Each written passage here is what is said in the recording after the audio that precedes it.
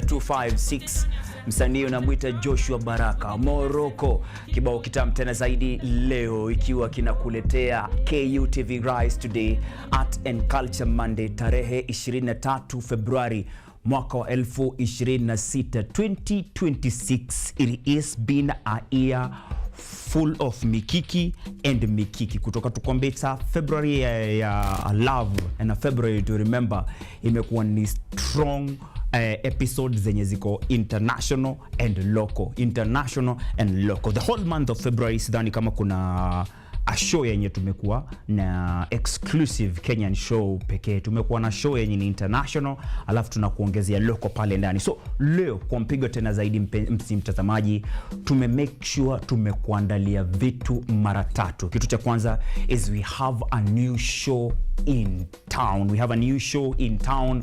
Unaita KU Plug ni show ambayo itakuwa ikiangalia the creative process of students who are passionate in film, in media, in music, in art and in digital culture. Kipindi chenyewe kitakuwa kina premiere this Friday 27th February 2026 saa 4. Yeah, exactly 10 PM Friday. Utakuwa na make sure na kiwatch pale hivyo, kipindi ambacho ni kinoma tena zaidi, kipindi ambacho kiko produced na Roach and Tooth Studios, producer akiwa anaitwa Yuri Henry. Tutakuwa tunaungana na wao hapa hivi tuongee kuhusu the new show, the vibe of the new show, the energy of the new show, the audience na mahali wewe unaingililia katika hii show ya kukuplug wewe, inaitwa KU Plug. Tukitoka hapo hivyo tutakuwa tukiingia katika masuala ya exercises. Mireka tutaiangalia sana. Kwa nini? Hapa Nairobi kumeweza ama kutoka kukiwa kuna launchiwa Nairobi Jiu-Jitsu Academy. Ile time nilikuwa nafikiria kwenda Colombia, kuna majina kadhaa lazima ningejifunza. Nilijifunza kitu inaitwa karate, nikajifunza kung fu, nikajifunza taekwondo na nikajifunza jiu-jitsu. Lakini sasa kuna chance ya wewe kuweza kujifunza nao jiu-jitsu. Sio majina pekee, jiu-jitsu yenyewe. Na the founder wa Nairobi Jiu-Jitsu Academy ana make sure na kuletea haya yote in the 6th edition of Anza MMA, ladies and gentlemen, I'm talking about mixed martial arts. Sasa hii inaitwa Anza, itakuwa edition ya 6, na in this 6th edition wata make sure wanakuletea the launch of Nairobi Jiu-Jitsu Academy. On set nitakuwa naungana na Samuel Lorian ambaye ni amateur wa mixed martial arts, atuambie yeye kama fighter amekuwa akijituma vipi, yeye kama fighter ana make sure aje anaweza monetize hii kitu. He's also Nairobi Jiu-Jitsu Academy coach. Kwa hivyo kama wewe ni mtu ambaye uko na mtoto pale hivyo, a youngster mwenye angetaka kuivia masuala ya jiu-jitsu, Nairobi Jiu-Jitsu Academy is coming on. Alongside Samuel Lorian nitakuwa naungana naye Thomas Maule is the guy I told you about, the co-founder of Nairobi Jiu-Jitsu Academy. Atuambie makuu ambayo yameandalia vijana ni yapi. Kumbuka, the sustainability we are looking for is in ensuring that we are empowering the youth for today and for the future. Tukitoka hapo hivyo, ladies and gentlemen, tunaingia international. Bringing you an academic researcher and thought leader mwenye amekuwa so instrumental and key kwa masuala ya public service, kwa masuala ya governance, kwa masuala ya media, kwa masuala ya AI, na ameweza kuandika kitabu ambacho kinaongea kuhusu generative AI in media, and society. Generative AI, media and society. Tukiingia katika hiyo book yake ambayo ni book, na bado ndani ya hiyo book ameweza kuweka whole research on AI na vile ina influence the world of media, the world of governance, the world of public service na decision making worldwide. Jina lake ni Professor Katalen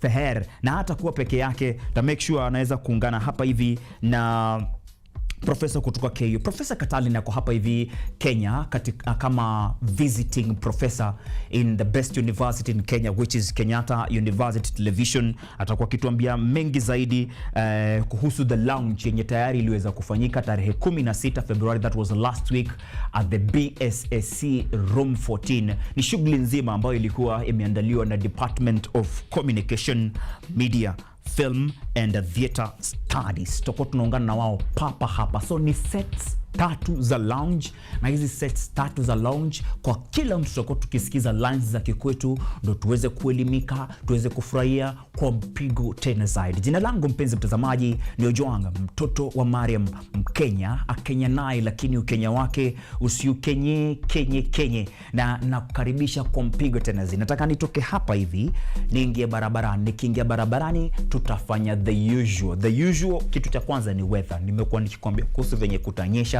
na Nairobi itakuwa ikipokea the highest collection of rainfall in terms of millimeter. Tunatumia kitu inaitwa rain gauge kuweza kugauge mvua inanyesha milimita ngapi mahali tuko, na kumeweza kuonyesha sana. Tuangalie weather updates, tuangalie magazeti, ni kuangalilie Kenya kukoaje, ni kuangalie Tanzania kukoaje, ni kuangalilie Uganda. Kumbuka leo ngoma ambayo tumeweza kuingia nayo ni ngoma kutoka Uganda inaitwa Morocco by Joshua Baraka. Ni kuangalia hayo yote kwa magazeti, alafu kisha tukitoka hapo hivyo tutaingia moja kwa moja kulingana na mahali ambapo mwelekezi ambaye pia ni producer wa kipindi Boni ya Dhambo atakuwa anatupeleka. Kwa sasa mpenzi mtazamaji, unyo kwa unya, mosi, pili hadi barabarani.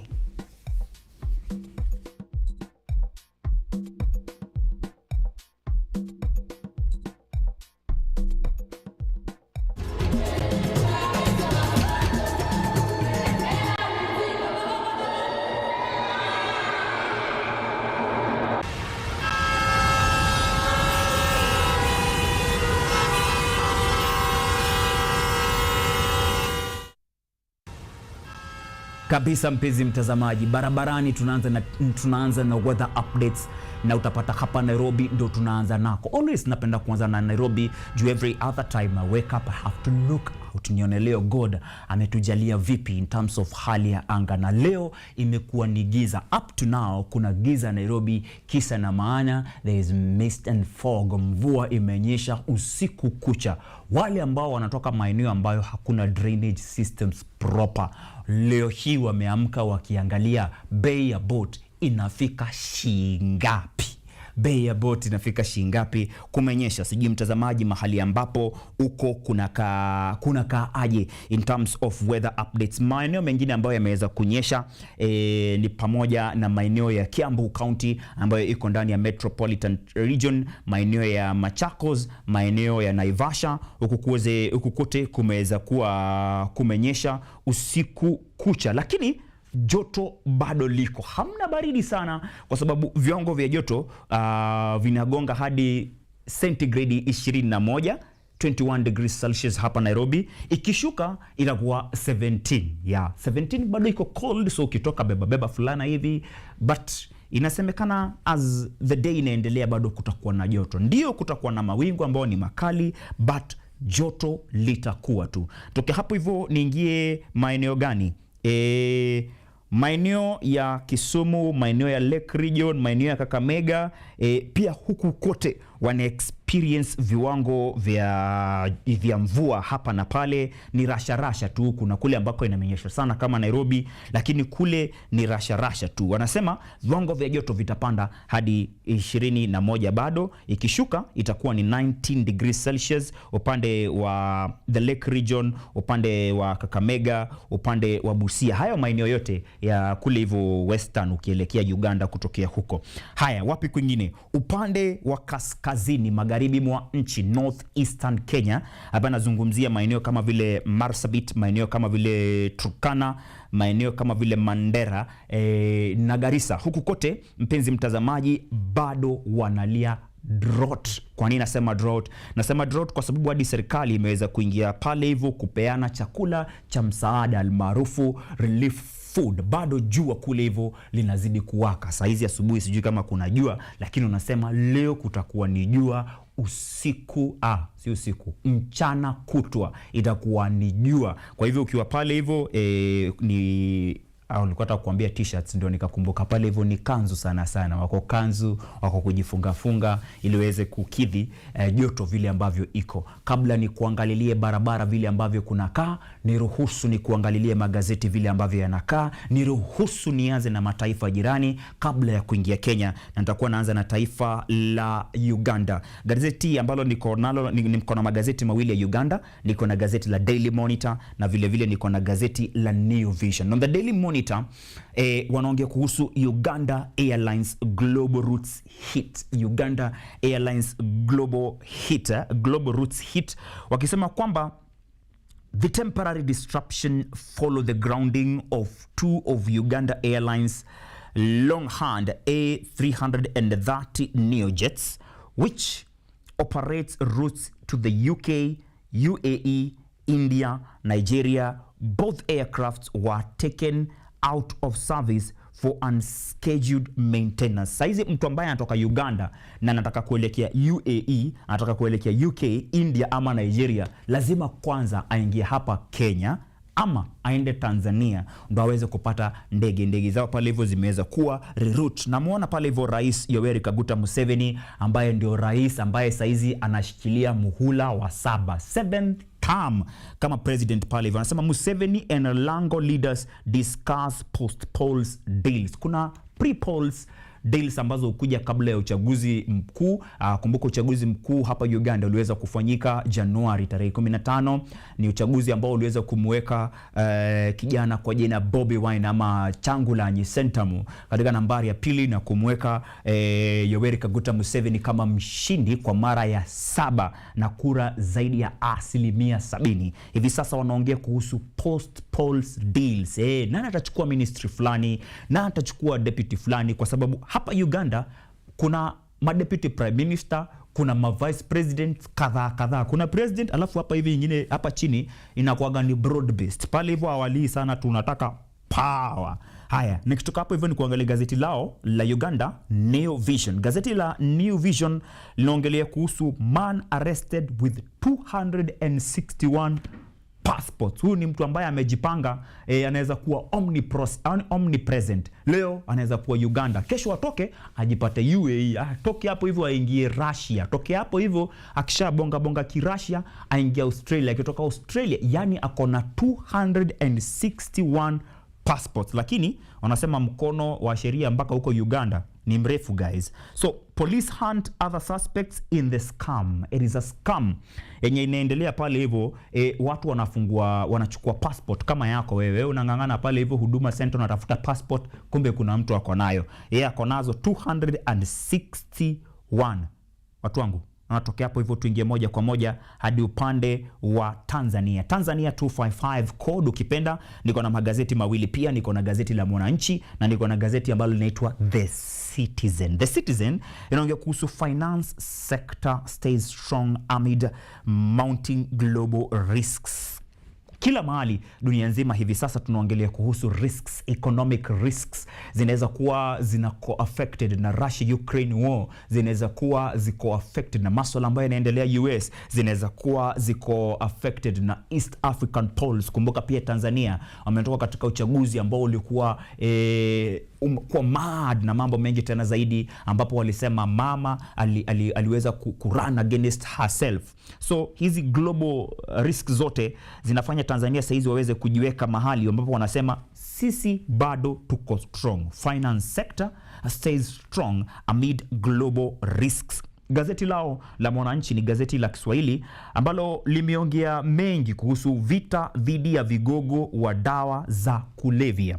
Wakisema tunatishwa, Kamishna Jenerali wa DCEA afunguka wanavyotishiwa maisha, aweka msimamo wa vitisho, ajivunia uimara wa maofisa wake. Maofisa wa polisi katika taifa jirani la Tanzania wanateta kuhangaishwa na wale ambao wanaitwa walanguzi wa dawa za kulevya, drug lords, drug cartels. Wanawapeleka mbio tena zaidi pale hivyo, lakini kiongozi huyu ama generali wa DCEA anasema tayari wao wako gangari tena zaidi. Jina lake ni Aretas Liimo, ni kamishna wa DCEA ambao wanadeal ama wanashughulika na madawa ya kulevya. Natoka Kenya niingie katika magazeti hapa kwetu Kenya, ndakuwa naanza na gazeti la The Standard, na hii Standard imeweka standard kubwa tena zaidi ya kukuwekea tu duo, wanawaita the dynamic duo. Hapa hivi namuona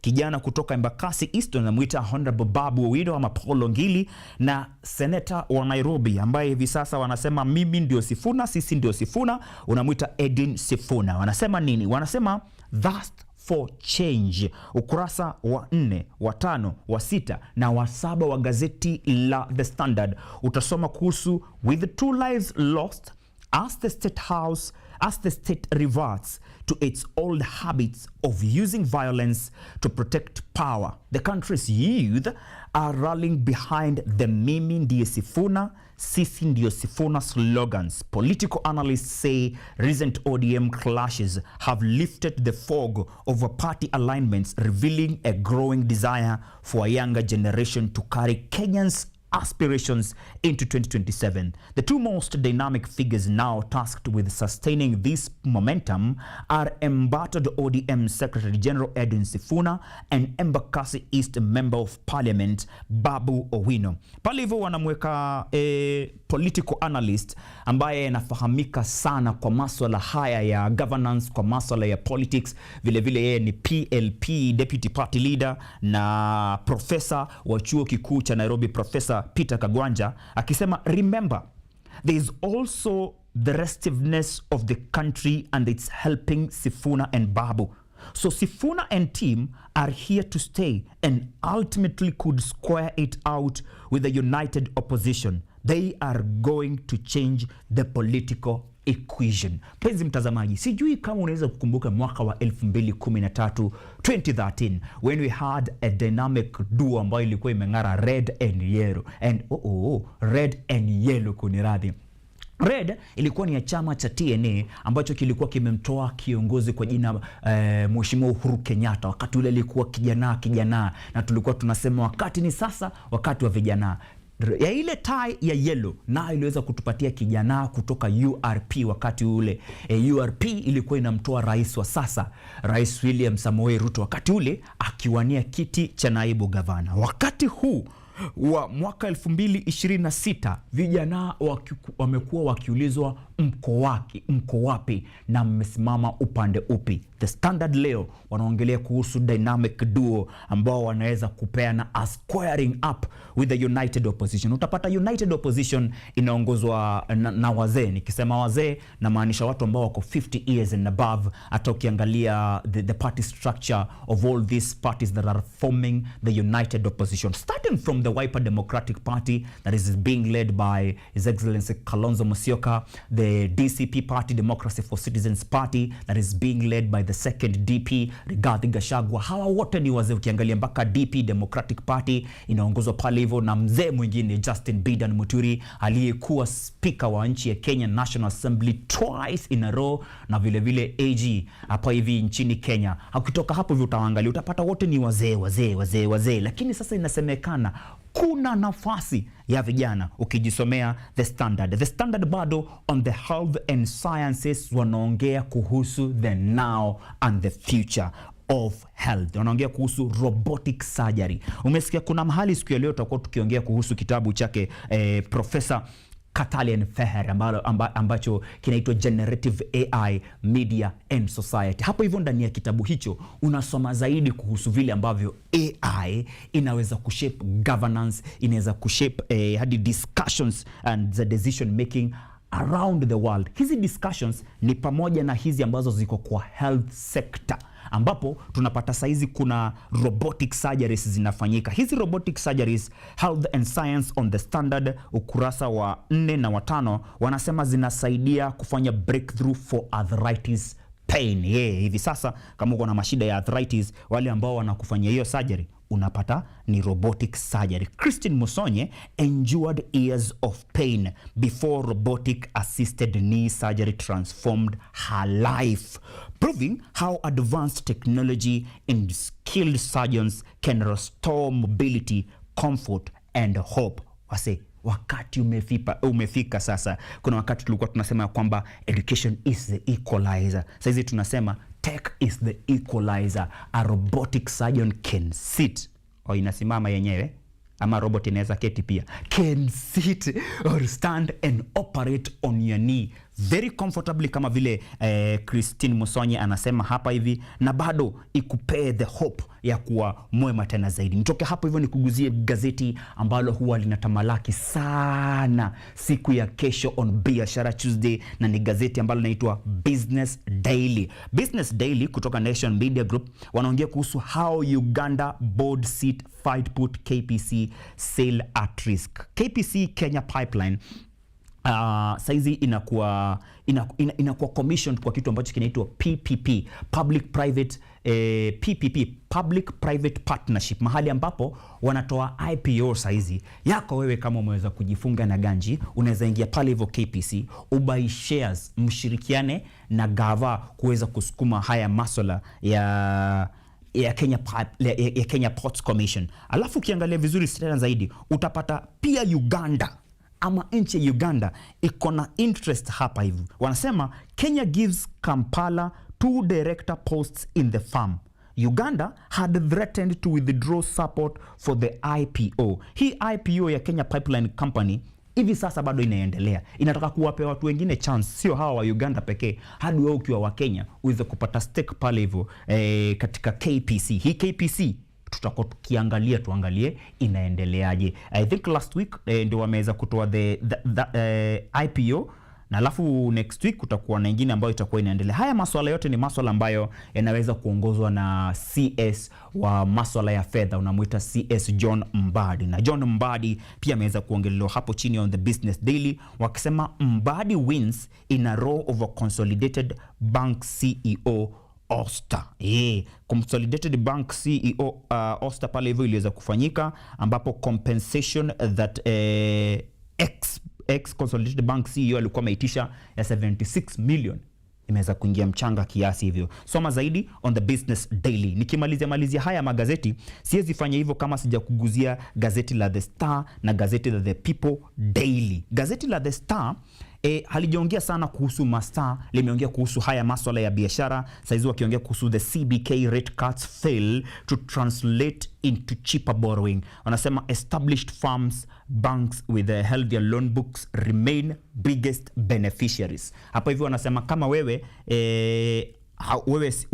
wewe si mwenye bank ama huchukui loan ya health, inakuwa wewe unaumia kiasi. Hapo chini wameka siasa, na muona Kalonzo Rigathi attending church in Utawala as Ruto goes to Kiambu. Hapo jana Rais Ruto aliweza kushiriki ibada, si hapo jana, ni Saturday, kushiriki ibada katika kanisa la Jesus Compassion Ministry JCM, na kuliwaka hii design yenyewe.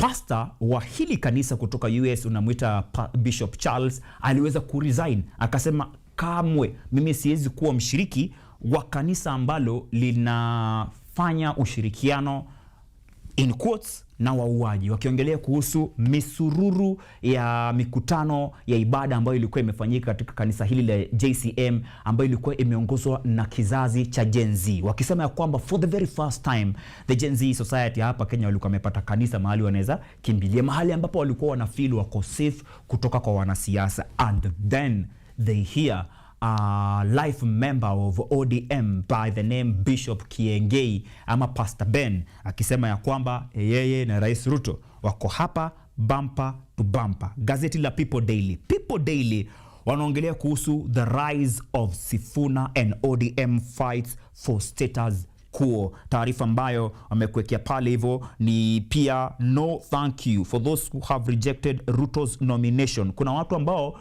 wameweza kupewa kazi katika serikali ya rais wa 5 wa nchi ya Kenya William Ruto, lakini wakamwambia no thank you. Haya, gazeti la Taifa Leo bado kutoka Nation Media wanaongea kuhusu farasi watatu aibuka. Mpenzi mtazamaji, mara mingi walikuwa wameongea kuhusu kama ni Ruto, kama sio Ruto itakuwa ni Kalonzo, kama si Kalonzo itakuwa ni Matiang'i.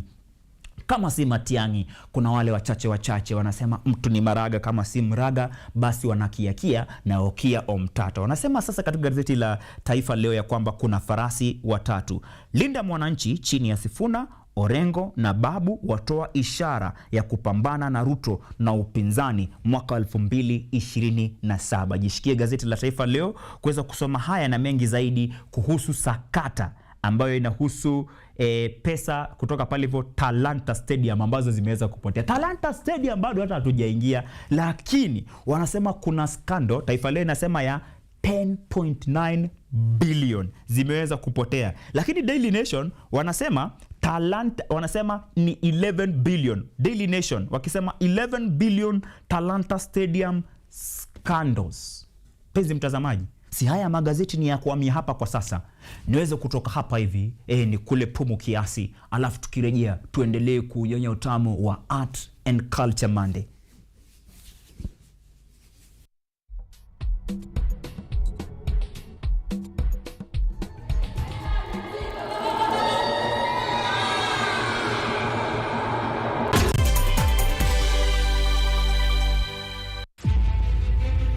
Ari na fahari ninayo kukujuza habari, sio mara moja wala mara mbili, bali siku zote. Daima dawamu runinga ya KU inazama na kuzuka, kuanzia mwambao hadi mashinani. Tunachimba mizizi ya habari kukuletea yanayojiri. Na katika ulingo wa kisiasa, William Samoei Ruto, tunachambua mbivu na mbichi, tukiweka yote paruanja yanayokuhusu wewe katika jamii. Mtazamaji, una kipaji cha kuvikwa taji? Bila shaka runinga ya KU tutakuvika taji, na wala sio kilemba cha ukoka, tukiangazia kipaji chako. Usikose kuungana nami na odha wako wa Kidakasim kila siku ya Jumatatu hadi Ijumaa, tukiweka yote paruanja. Daima ukiwa nami ni Nadra Chombo, kuenda mrama.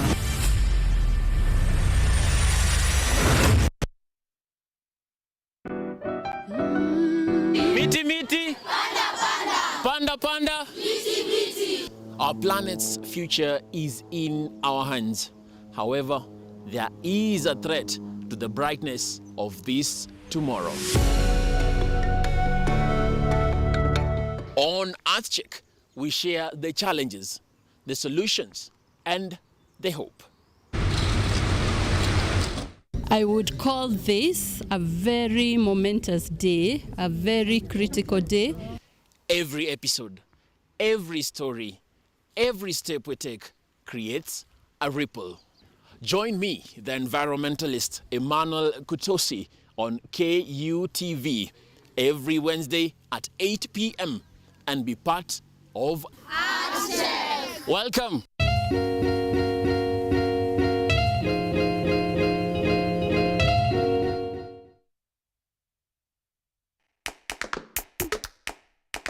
Baada ya kutafuta kazi, tunaweza kuanzisha miradi yetu ambayo ingetusaidia kubadilisha maisha ya wazazi wetu. Kwa vijana wenzangu, wengi hawana kazi, lakini ikiwa sisi wenyewe tutajiamini, tunaweza kujiajiri wenyewe. Afrika kwa kweli tuna mahitaji ambayo ukiyasuluhisha unaweza kuathiri watu kwenye bara hili. Bila woga, watu huwa na uzalishaji zaidi, wanajawa na ujasiri, wanakuwa wabunifu na wanakuwa wenye maarifa. Niliamua kuacha kazi. Hata kama sitafanikiwa, nitakuwa nimejaribu, nitakuwa najua haiwezekani. Hakuna kitu cha ajabu hapa. Kila anayepata ufanisi hufanya kazi usiku na mchana. Kitu kitakusukuma na kuwezesha kupata maarifa ambayo hukuwa nayo. Tunajaribu kutengeneza kitu kitakachopita mipaka ya nchi hii. Ikiwa unataka kubadilisha ulimwengu, anza na nyumbani.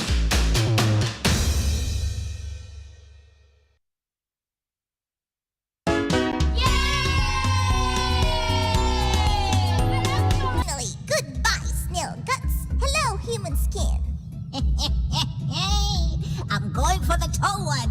His legs look perfect for a good itch. I don't know. I think I have a fever and I don't have any energy. Yeah, like there's a war going on inside me. It has to be the pond. Ponds, rivers, And we will keep snails inside them to show how people get sick. Yeah, and we'll add pictures of safe water too. Unsafe, don't jump inside. Stay safe and let adults guide. Snails bring danger, don't you see? Safe water keeps you healthy. Bilharzia free.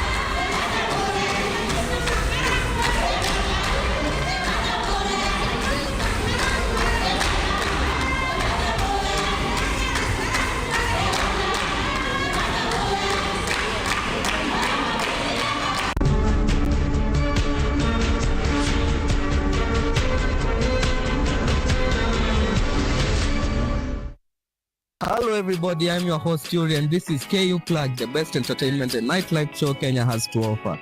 Only here in KUTV, and since it's the first episode, let me introduce you kidogo to what we are about. We have Tubonge, where we have conversations with nightlife personalities, DJs and creatives.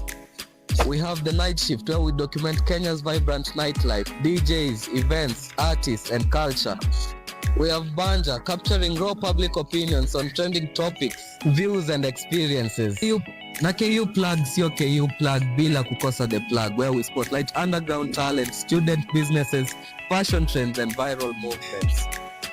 And finally, Behind the Tent, a cinematic behind the scenes of music videos, film sets, photo shoots, events and hustle stories. So, let's dive in.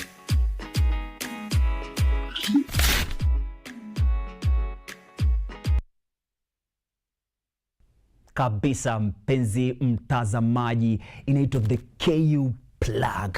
Saizi ni 8:10 a.m. East African time, but that particular show will be premiering this week on Friday 27th February 2026 saa 4 jioni masana majira ya Afrika Mashariki.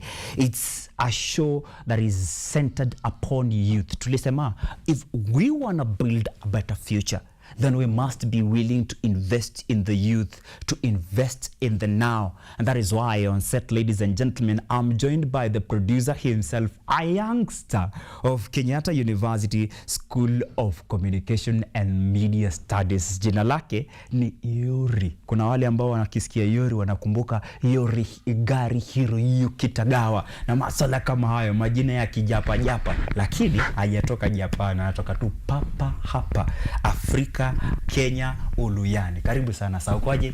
Niko salama. First of all, nafurahi sana vile hii production team yenyu inaitwa Rot and Tooth. So mtu anaweza jiuliza, Rot and Tooth kwa world of film, kwa world of media na si kwa world of medicine. Waulize, hey, kwani huyu jamaa ni nani? So that's where we are going to start. Wewe ni nani apart from kuwa Yuri Henry, and how did you come up with hili jina la production company ama studio? Apart from being Yuri Henry, mi ni judoka. I'm basically an athlete and I do a lot of things. I'm also a student at KU. So the name Rotten Tooth came actually from an insecurity. Mimi mse nililelewa at a place called Bulbul in in Kajiado. So uko unajua salty water and stuff, ukigrow meno ina turn color. So nilikuwa like because I'm someone bold, mimi mtu napenda kuexpress hiyo flow yangu, mimi sidai kujificha. Mimi nadai nijionyeshe na mtafanya kitu. So nikaamua let me express my insecurity through my brand Rotten Tooth. In the era of awakening, vitu kama hizi ni vitu zinabamba watu na kuchallenge wengine. It is a world yenye if you are having insecurities, you tend to keep them. You tend to hide them, watu wasijue. But from insecurities of the natural calamities that sometimes face our country, we have a youngster mwenye alisema, mimi na embrace kitu hadi mwisho, na akaweza kufungua jina la kampuni likaitwa Rot and Tooth Studios. Sio aingie pale hivyo akuwe daktari, hapana, ni ndio aweze kupea vijana wengine chance ya kuembrace what they would call their negativities, so that they can turn these obstacles into stepping stones. This guy is also the producer of KU Plug. Hii show inaitwa KU Plug. Tuambie zaidi kuihusu and the inception of the idea, where the idea came from and the process up to now. So the idea actually originated when I was in high school. Mimi mtu nilisomea uko Western, nilisomea at a place called Mumias. So unajua kikwa Mumias mnashindwa like watu wa Nairobi wanafanya nini? Hii Friday watu wa Nairobi wako wapi? Watu wanafikiria aje huku? Unajua watu wa Nairobi ulikuwa unaona ni kama hadi kama mimi vile nilikuwa natoka Nairobi every once in a while. Sasa nilikuwa naonekana kama cool kid hivi kiplani, you know. So like nilikuwa naona a lot of my friends hawana that exposure. Na wapati that vision yenye mimi nataka. Wao wanataka tu kwenda disco matanga nini. alafu hiyo ndo kusema kule mtaa. Akienda utamwambia nini na yeye ameenda disco matanga na wewe hujaenda.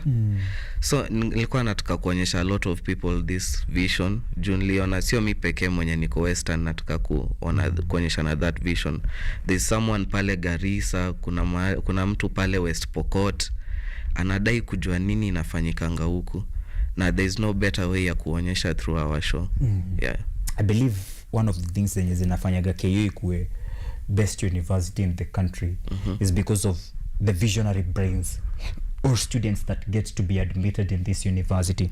Because saizi Yuri Henry is a second year student in the School of Communications, but before even joining Kenyatta University, he had an idea of his own. He had an idea to give a platform, exposure to fellow youths. Ndo wache kuona disco batanga ndo tu kutosha. Wanasemaga kwa lugha ya Wakikuyu that mtu ambaye atembei asa mama make pekee ndiye anajua kupika. Now through KU Plug, people from Mumias, people from Northeastern, people from the coast can get to enjoy more of what they don't get to see on television. Jutapata airtime haitoshi. Art and Culture Monday ni 3 hours. Hatuwezi pitisha hapo. Ikifika 10 hivi pato ndo hiyo ashaanza kukimbishana na credits.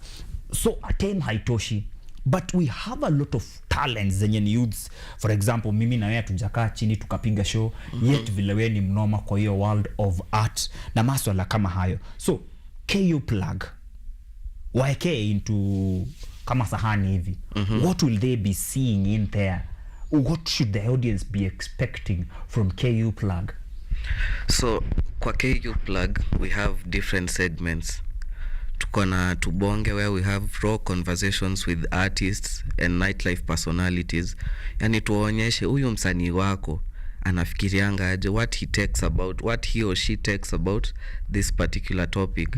Walafu we have Banja where we capture raw public opinions. Yani tunakuja hapo kwa streets, tuko kwa ground na nyinyi. Sio ati tuko mbali na nyinyi, tunakama hapo kwa ground. Tunawauliza unaonaje kuhusu hii, na tunaonyesha opinions za watu, so hadi wewe uone kumbe sio mimi pekee nafikirianga hivyo, kumbe kuna watu wengine pia uko nje wanafikiria hivyo. Alafu we have behind the tent.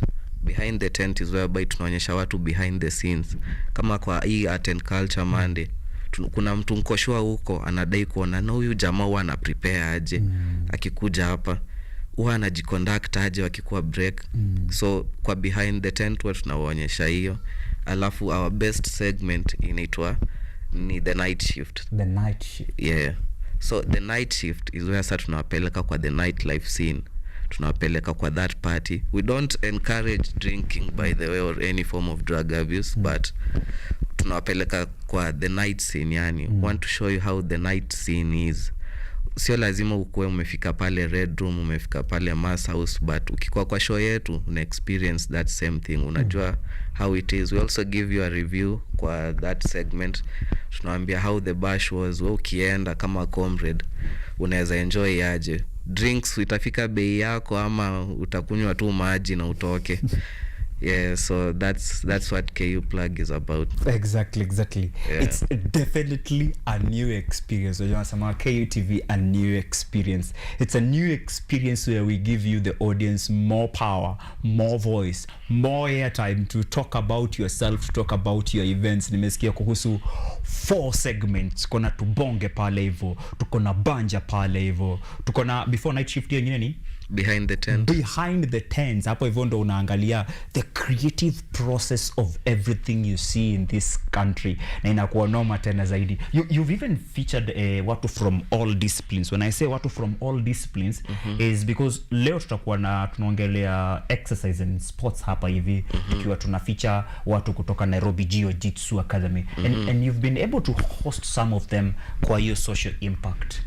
What is the expectation? What are you expecting maybe in a season or 1 year of this show being on air in KUTV?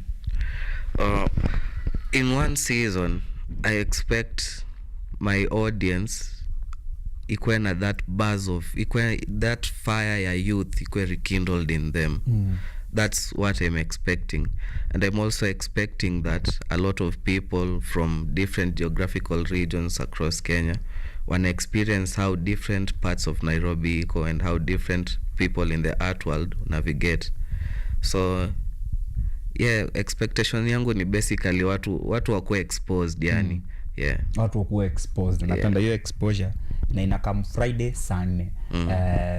The idea behind the timing and scheduling of the event, najua hiyo si swala linatekiji mtu mmoja. It's a question that has to be sat down by a team, from the producers to programs controller, PM to coordinator or director, na maswala kama hayo. Sunday usiku on a Friday. What informs this decision?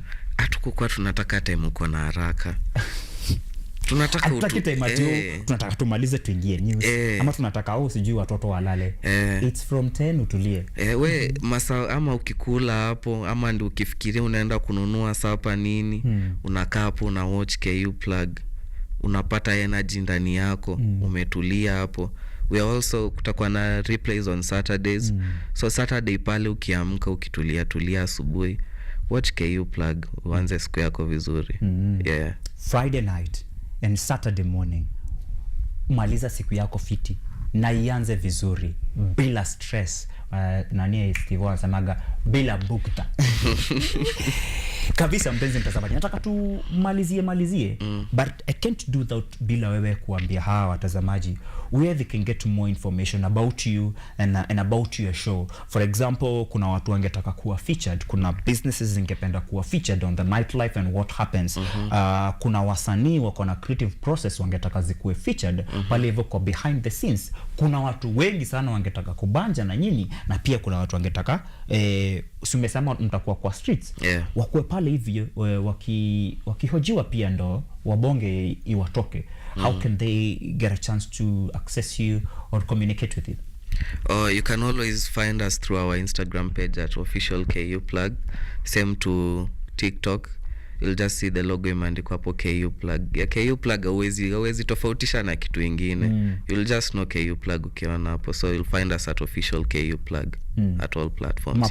Plug ni wengi na saizi tuko na plug wa KU. It's KU Plug, a new show that will be premiering this Friday 27th February 2026. Make sure sana uko glued hapo hivyo, and in case utapata hiyo chance, basi you can rewatch on Saturday. Na vile ni show ambayo itakuwa inakujia on our YouTube platform KUTV Kenya, which has over 80k subscribers. Tunasema asante sana kwa hii familia. Ni familia yenye imefanya tuna grow, tunazaana to a point saizi tunaongelea hadi vipindi vipya.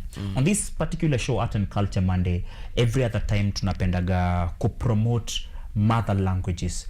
From hizo features zenye ulikuwa umecheki, we were celebrating the World Mother Tongue Day on 21st February. Iliweza kupita, that is on last week. Na wanasema ya kwamba in this world we have over 7,000 mother languages, and 40% of these mother languages, which is 3,000, are endangered. Inamaanisha zinaisha, zinakuwa extinct kabisa.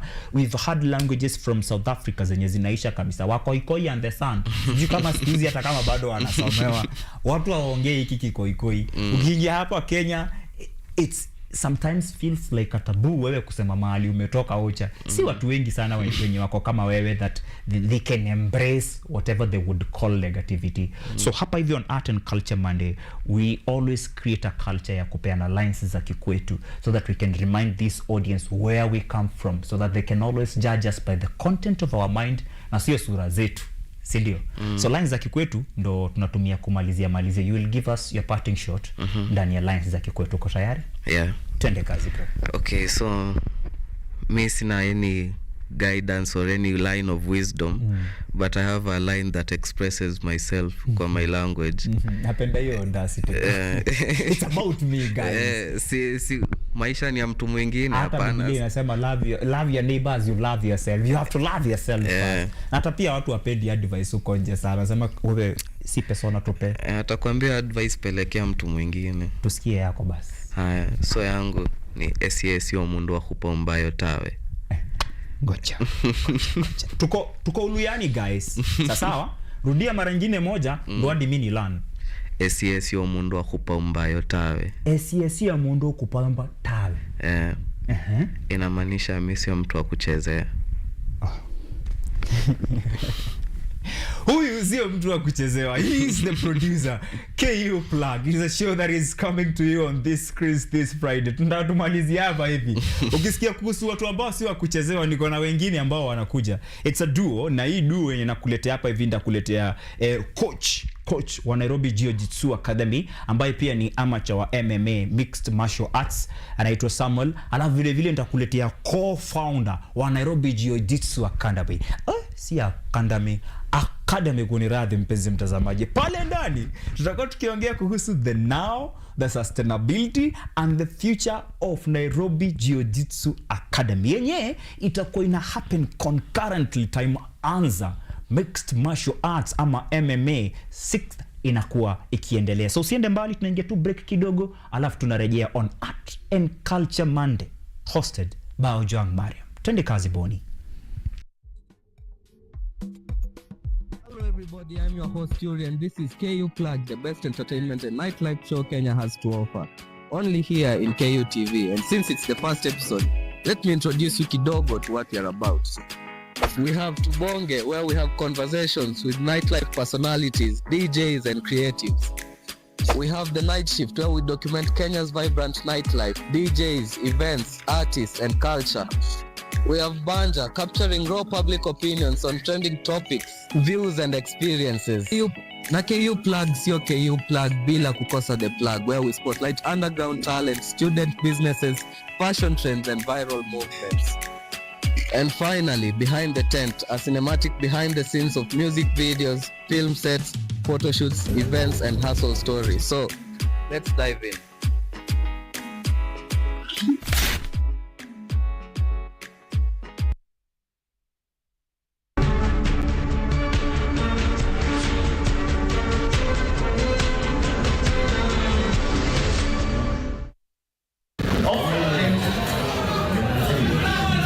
Let's see. A few seconds and now Samuel gets it. And they're throwing bombs in the middle of the ring. Oh my God. Somebody's gonna go.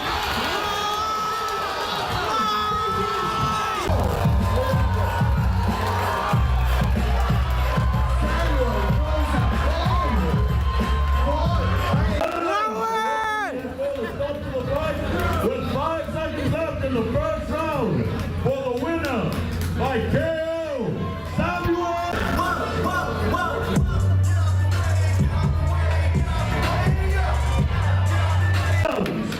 Fighting out of the red corner, a multi-disciplined mixed martial artist with an MMA record of 1 win, no losses, standing 5'10", Sema kitu, tuma salamu. Kamba Katari hapo, Kamba Katari. Hey, strong.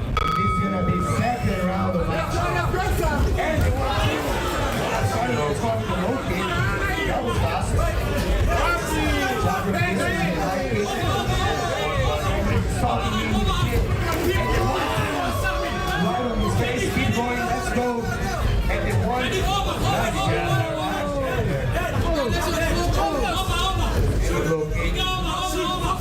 Samuel is really taking his shots now. The big shot is slow down. Samuel is really composed.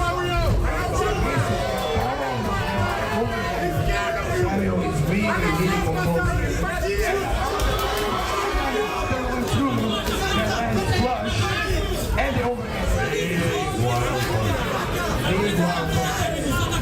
And the location. Really good. We have 2 minutes of the second round. He did this in the last fight. He was very comfortable. Let's see if he finishes the takedown. Both hands connected against the cage. Samuel needs to pull him off the cage and finish the takedown. And let's see if he gets it. Let's see if he gets it. And he leaves up. Almost up. Huge takedown. control. Dominant round for Samuel the second. He's really gonna try to land some damage now. Let's see if he makes something out of this. Side control for Samuel. 1 minute to go on the round. Samuel's gonna try.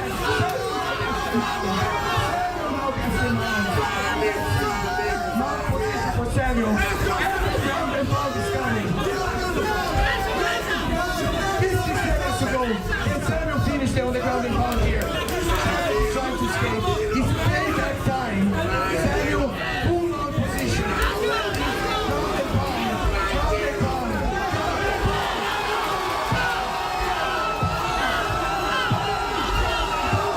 He wants to finish the round. He's going again. 30 seconds of the second round. Can Samuel finish? 30 seconds of the second round. Big play coming up. Let's see Samuel surviving, holding to his dear life. Let's see if we have a finish here.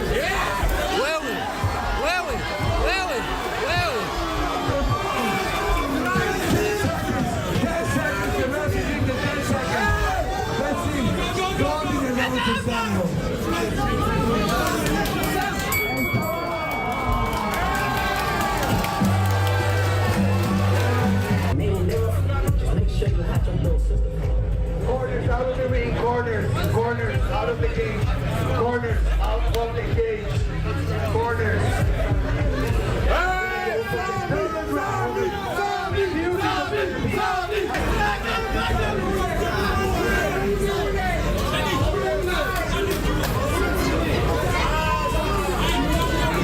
Clean up of age. Third round.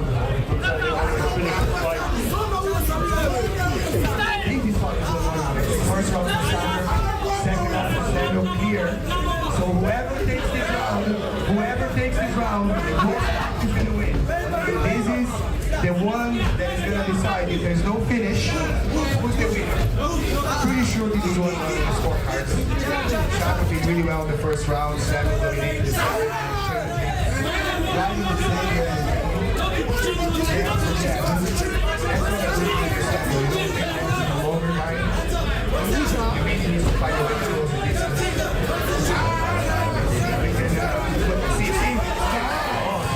Close the distance right away, digging for the takedown. He's trying to finish the takedown here. Right against the cage. 2 minutes of the third round. Samuel finished the takedown. He's straight to the mouth again. Straight to the mouth, side control. He managed to get the side control. He's really holding. But not good for Samuel to be holding here. He needs to get that moment. Been training it. Now he might lose his life.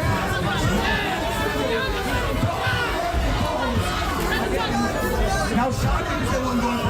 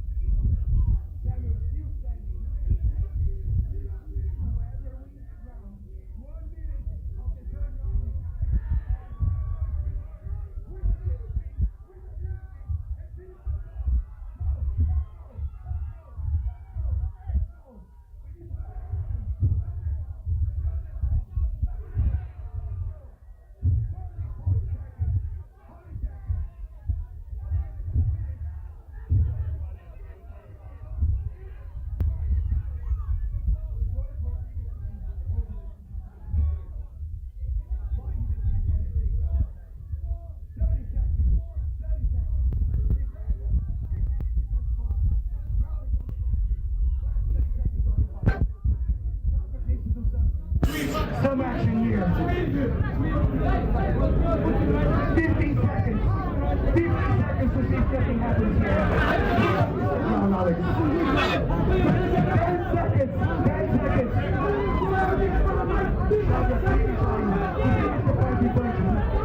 And this one's going to go. decision of the night with MC Alex. Take it away. Ladies and gentlemen, I promise you a banger. The fight went the full 3 rounds, and so we go to the judges for a decision.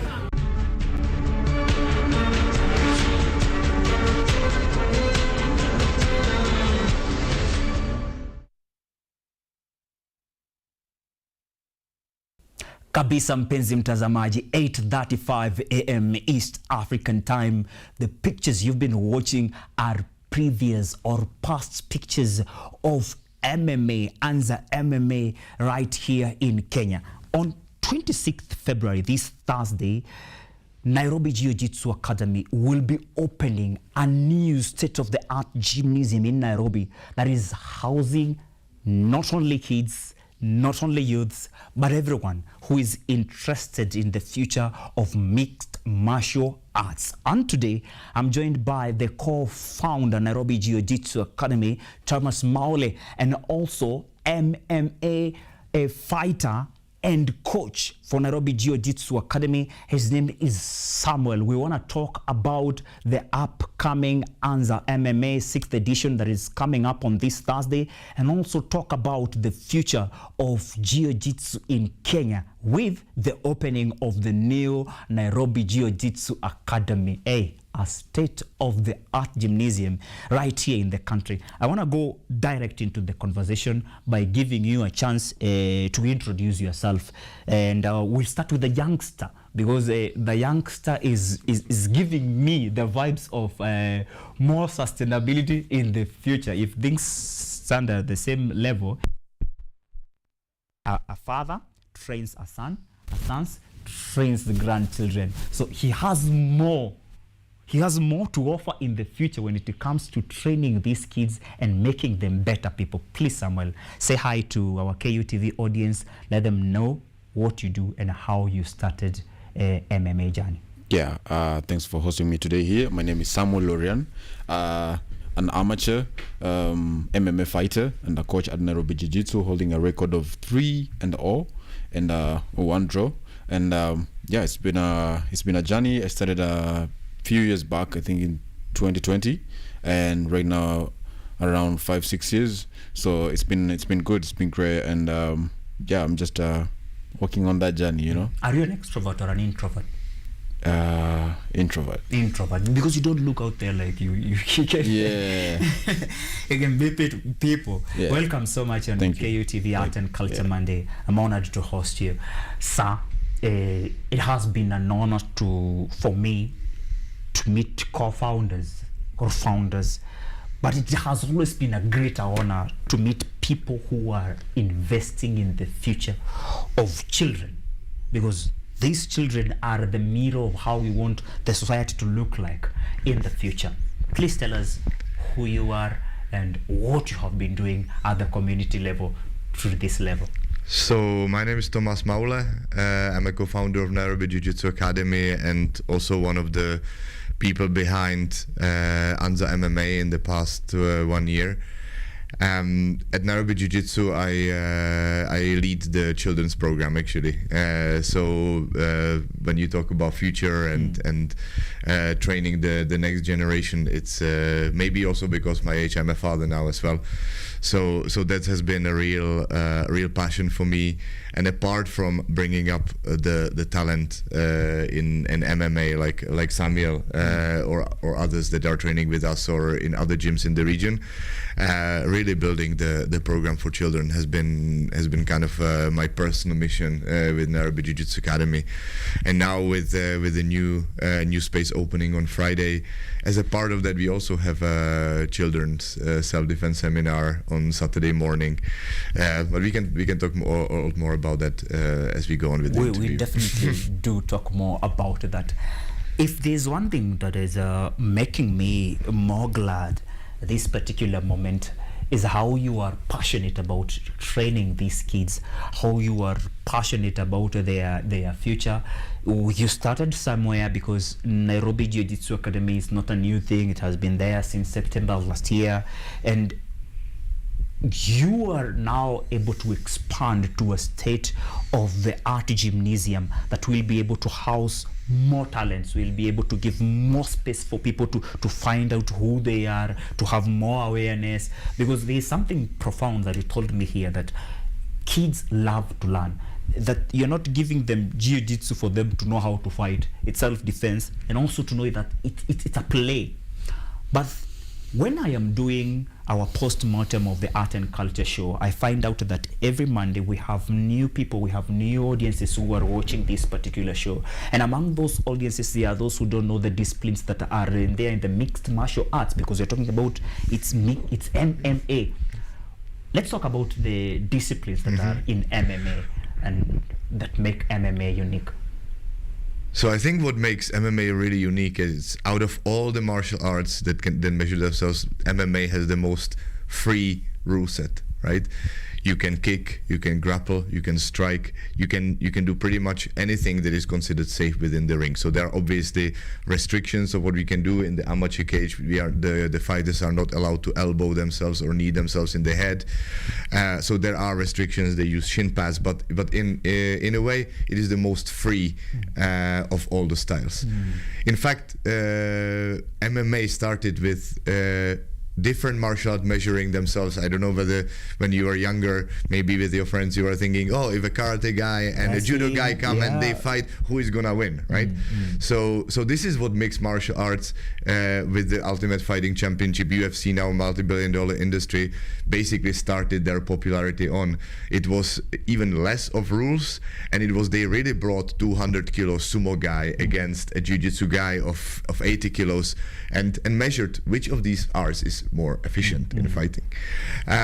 So all of the disciplines, in fact, you can have any kind of personal style in MMA, but there are several aspects of the game, let's say, that you need to master in order to be effective.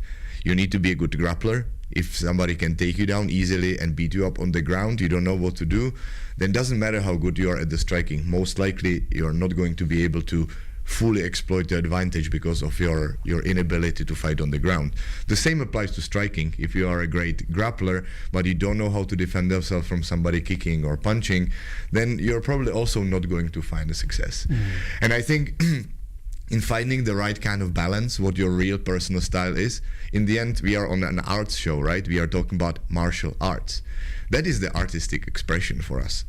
The style that you adopt, the techniques that work for you. Out of all the available options, what you can do in the octagon or in the training room, you find your style, you find your techniques, and you find how to express your personality through that movement and with an opponent.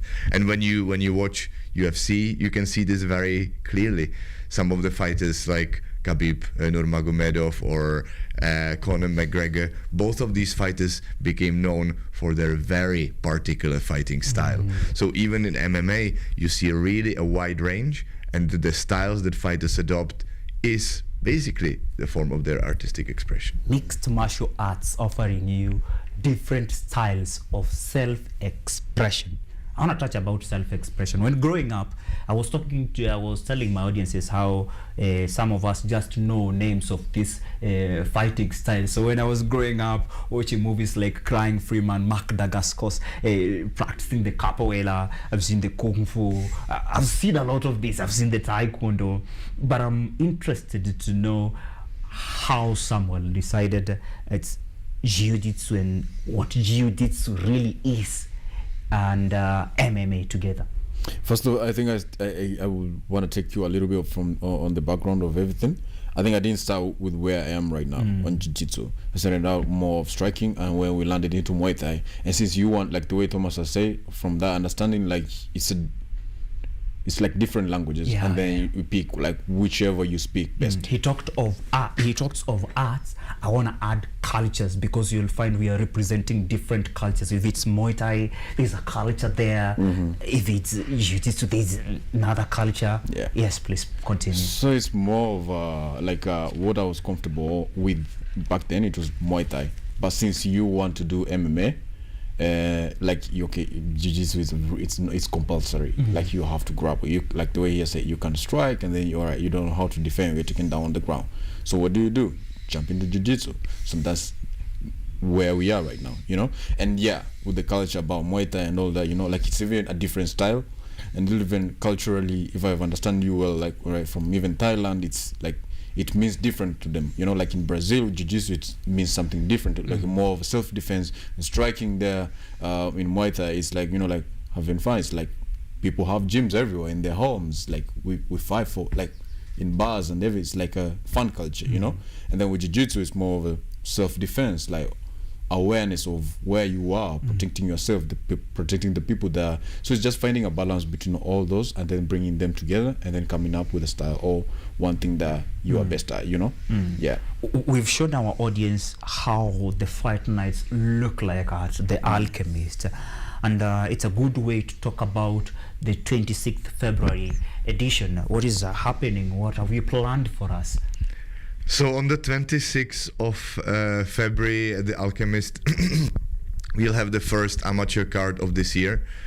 We have really amazing 12 fights lined up for the audience, headlined by Norman Mondo from One Tribe BJJ here in Nairobi, fighting a very dangerous opponent from Ugandan prison guards. So that's certainly something to watch for.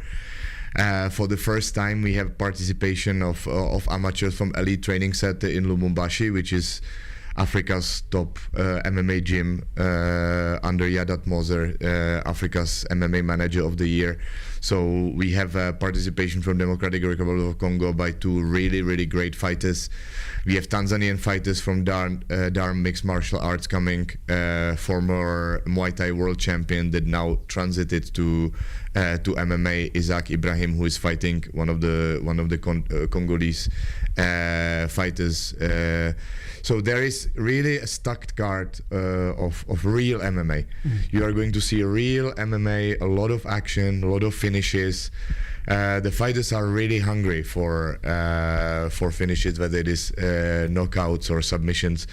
Our last professional card, all the fights ended before the time limit, which I think is another thing that makes MMA so exciting.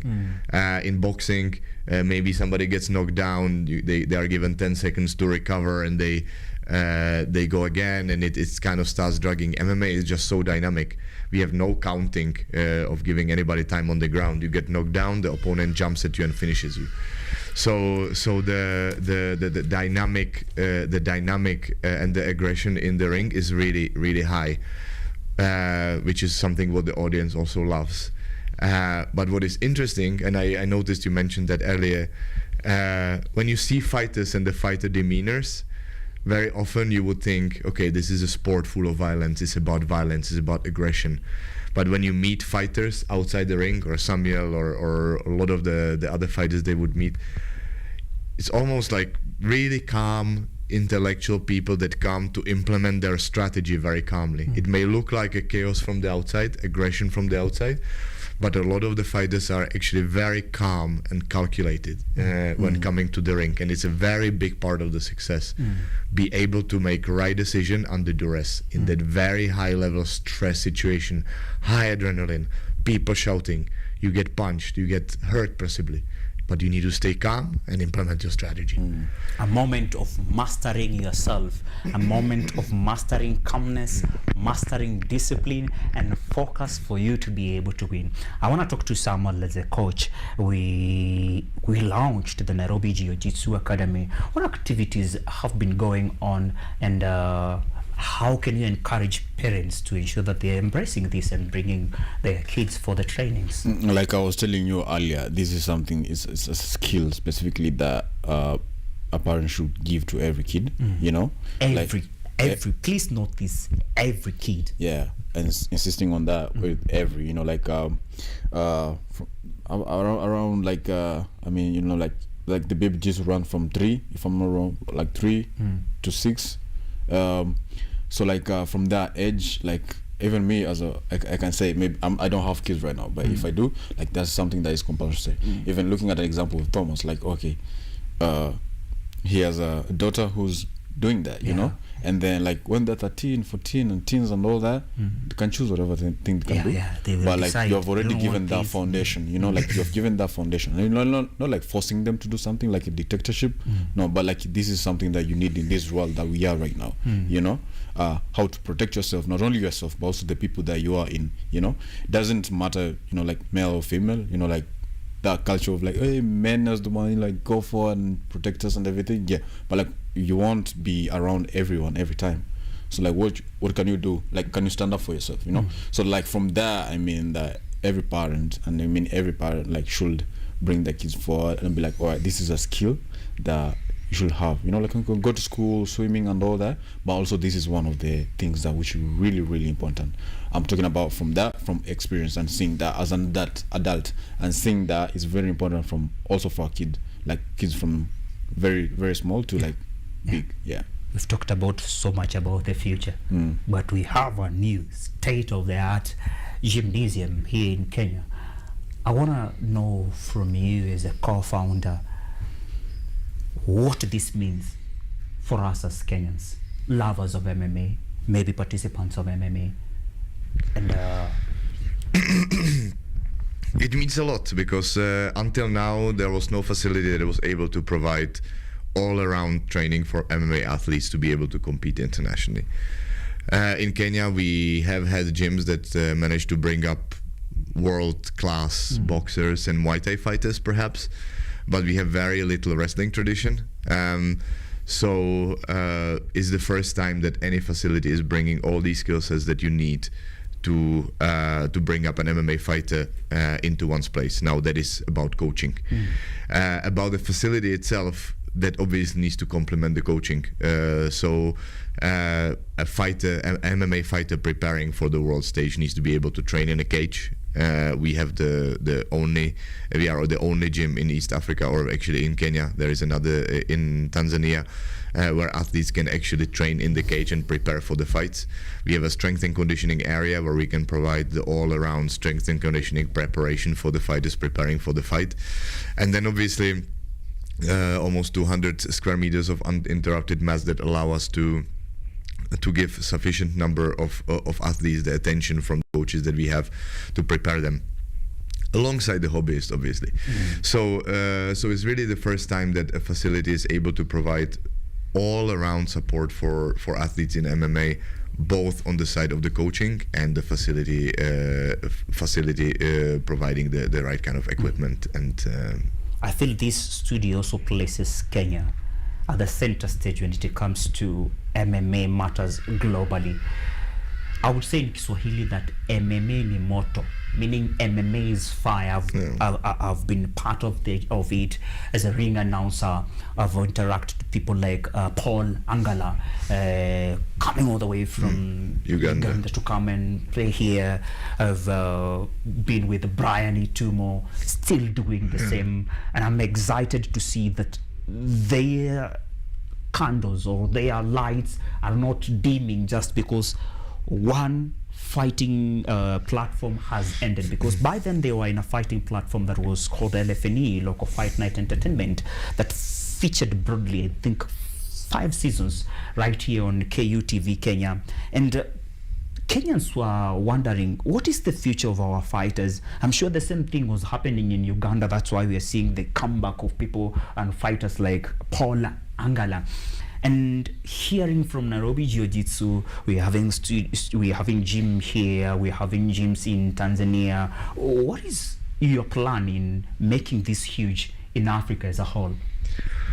So MMA is globally one of the fastest growing sports generally in terms of audience popularity. So we really expect, or when we see even the reception among the public, it's really great. What we are trying to do is to continue growing the amateur scene. Obviously, the amateur scene is absolutely critical in being able to give young fighters exposure of what it is to compete in this sport and identify a real talent that is serious about going pro. Not every amateur that fights Anza is interested in turning pro.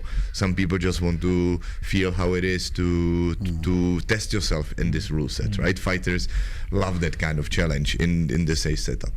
So that's something that we certainly plan to do. And I think for the growth of the sport, Anza's internal integrity and the mission is critical. Some also joined to just master their discipline. Yeah. Of course.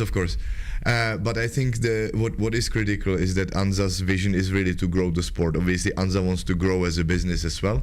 But I think in the past, combat sports, not only in Kenya, but in Kenya, have really suffered of, improper promotions, corrupt promoters, fighters not being paid, events not being organized well, and all of that has combined with gyms not providing elite training has brought Kenya from 1980s when Kenya was bringing medals from the Olympics in boxing to a space that Kenyan boxers are pretty much no longer competitive on international stage. So a sport that has been on the top has kind of eroded into a sham to some extent. And I think that's something that what we are trying to do with Anza completely differently, like to bring integrity on the forefront, make sure that whatever happens in terms of Anza is always fair, that all the promises are met, that the money goes where it's supposed to go, and that together with the excitement from the audience is what's going to grow the sport. In the end, that's what draws the fighters to want to participate and makes the transition into professional even possible. This Thursday night we are at the Alchemist. Yes, we are at the Alchemist. Good. This Thursday night the Anza MMA 6th edition will be going down. That night we are having weekend sessions at the Nairobi Jiu-Jitsu Academy. Coach, I want us to know what happens in these weekend sessions, and people may want to be part of them. How can they get you? Like with the grand opening? Yeah, after the grand opening, the plan for how the gym will be operating in the weekend sessions and such things. Also tell them where they can get you on social media platforms. I think the better position, someone in better position is Thomas. But I can tell you like what's gonna be happening on that, because we have more classes that we didn't have. Like I guess right now we have MMA for youth, which is something that kids have been like intentionally asking about it. Like, hey coach, can we do this and this and that? So those are one of the things after this weekend of the grand opening that's gonna be introduced, and some other more classes. There's strength and conditioning. We got new coaches coming in. And like even the team and the standards and growing even bigger and better, and I mean the location of the gym is at New Muthaiga, and personally on my Instagram just Samuel Lorian, on all social handles just Samuel Lorian. Thank you so much, Samuel. You're welcome. You're very unique, bro, and you're going far. Sam, Nairobi Jiu-Jitsu Academy will be having those weekend sessions that we're talking about. And he has said you'll expound more on that. I want you to do that as you're giving us your parting shot, and also let us know where we can get you on social media. So basically our weekend of martial arts celebrations really starts with Anza on Thursday, where Samuel is fighting. Samuel is fighting. We didn't mention that. Samuel is fighting on Thursday on the Anza card on the we saw him in the main event. He's going. How can you forget that? He's going to be there again. So Samuel is fighting. That is kicking off our weekend. We have two legends of the sport coming from America. Renato Babalu Sobral, who was a former UFC title challenger, and somebody that has been in the 90s a real legend of the light heavyweight division of the mixed martial arts. He's coming with the Professor Ricardo Testai from King's MMA, who is the head coach of Brazilian Jiu-Jitsu at King's MMA, which is a gym owned by Rafael Cordeiro, currently a coach of Mike Tyson. He's preparing Mike Tyson for the following fight. So they are coming on Friday. Babalu is going to have a seminar at Nairobi Jiu-Jitsu Academy. That will be the first event in our facility that we will hold. So that's from new facility from 7 o'clock on Friday. On Saturday, we are starting at 10 a.m. with a children's self-defense seminar. Then we do a belt promotion for all our members and the kids that have been training hard. And then in the afternoon from 3, we'll have a Brazilian Jiu-Jitsu seminar with Professor Ricardo Testai. And finally, on Sunday, we are launching 2 new classes at Nairobi Jiu-Jitsu Academy. One MMA fitness class, which is basically contactless MMA for people that are a little bit too scared about the contact first, but see the benefits of the movement. So it's a fitness-focused MMA program. And also a strength and conditioning program that is designed to develop the qualities that fighter needs. So it's really a functional program that focusing on strength, explosiveness, and also cognitive abilities. So all of that is launching this weekend and is going to be running full on with a completely new schedule next week. For the social media where you can get us, you can find us on Instagram or TikTok at Nairobi Jiu-Jitsu. Or contact us on WhatsApp on +254 798 566 294. 798 566 294, and we will slot you in. We have a free trial class for children and adults. And very important, what is launching next week is youth MMA program that Sami already mentioned.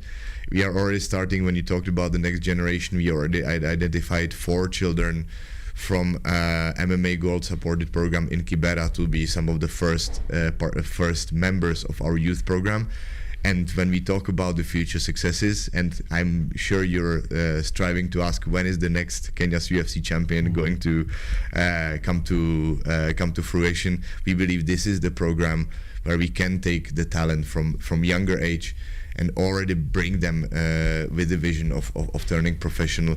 This youth MMA program and some of these kids from MMA Girls program from Kibera that we are partnering with are, we hope, to be this future bright stars of this sport. Exactly, a celebration of mixed martial arts and that culture. We've talked so much with the co-founder Nairobi Jiu-Jitsu Academy, Thomas Maoli, and also the Nairobi Jiu-Jitsu coach, who is also an MMA amateur fighter. He will be in the cage. Is it a cage or a ring? Cage. A cage. He will be in the cage this Thursday night at the Alchemist. We've talked about the now, the sustainability, and the future of mixed martial arts in Africa, not only in Kenya. We've done that under the eye or scope of Nairobi Jiu-Jitsu Academy. We usually have lines za kikwetu here whereby we talk about giving wisdom in our own mother languages. We've also talked about today about the 21st February, which is the International Mother Languages Day.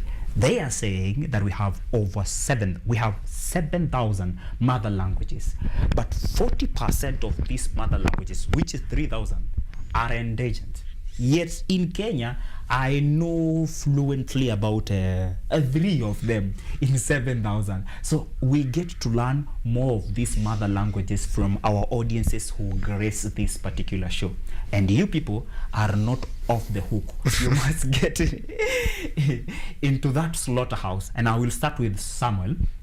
So Samuel, you will give us wisdom in your own mother language, and you translate it in a language that we can all understand as your parting shot, and say kwaheri, okay? Yeah, that got After me you've off. done that, you go to that got me off a little bit, but that's the deal. You're That's the supposed to deal? get off guard. Yeah. Then I think it worked. Unfortunately, I don't have a mother language, so I don't know how we're gonna go about that. Yeah, you can tell us where you're coming from. I mean, in my hometown it's in Diani, so like we just speak Swahili. Yeah, you do Swahili.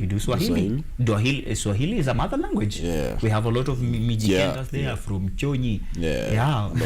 Yeah, so I think I'm just gonna go with Swahili and know words of wisdom that I can prepare, or I can be like, I'm leaving you with that. We have a lot of methali in Swahili mzee. You can. It's not a same semo, lakini ni kitu ambacho kenye miwa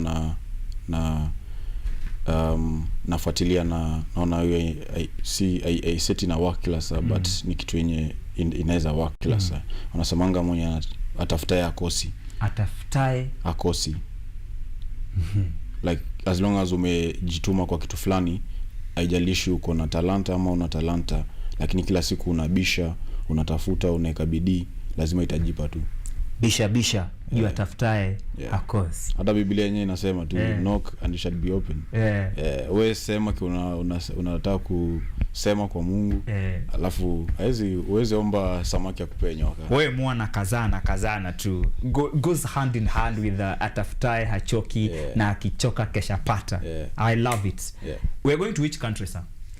So we are going to the Czech Republic? We are going to the Czech Republic for those who are fans of World Cup. That is coming.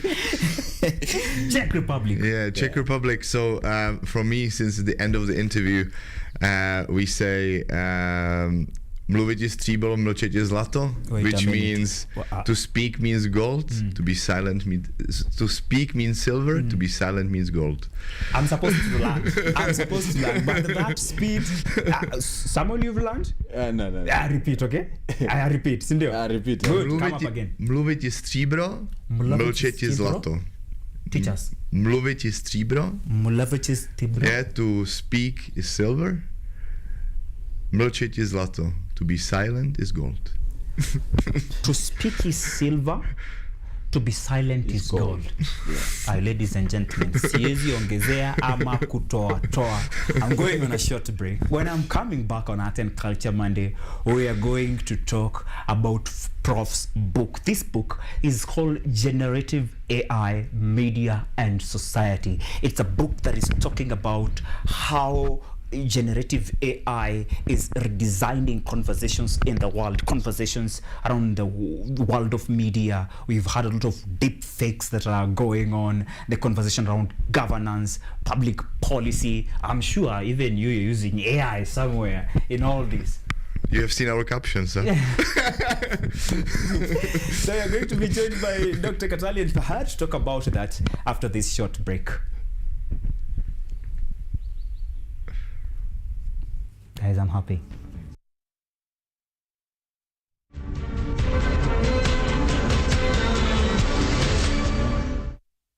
Mentioning much about UNESCO, quite a lot. Really, and our keynote speaker talked so much about languages, and we were very impressed. And language, this indigenous language are so important to all of us. And I think we truly understand. I'm one of those very, very, very old, just like Emily expressed, and that we were class 1, class 2, class 3, we were taught literacy using mother tongue. And within a given environment, and for me, because I was born in Maasai land, so my TKK was Maasai, and I can speak Maasai a bit.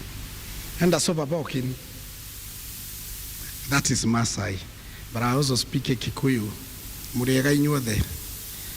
And of course, if we were to be given a test for other languages, there are some words we know because of certain interests, especially greetings in different languages. So at UNESCO, one thing we talk about is that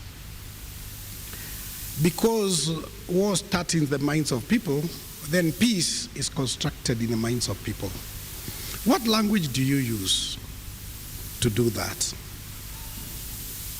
And in 1999, UNESCO thought that we need a proclamation of a day to celebrate mother's language. And this is what we are celebrating today. And not only celebrating, we are communicating to the whole world. And I am very happy that it's being streamed live. We shared with UNESCO Fraternity. We have a WhatsApp group for all Secretary Generals in East Africa. We shared. And Secretary Generals in the whole of Africa, so they could be watching and asking themselves, are we celebrating this very important UNESCO Day to celebrate these indigenous languages? And there are many. So for us, this is very important to acknowledge, and also to acknowledge that languages are not just for communication.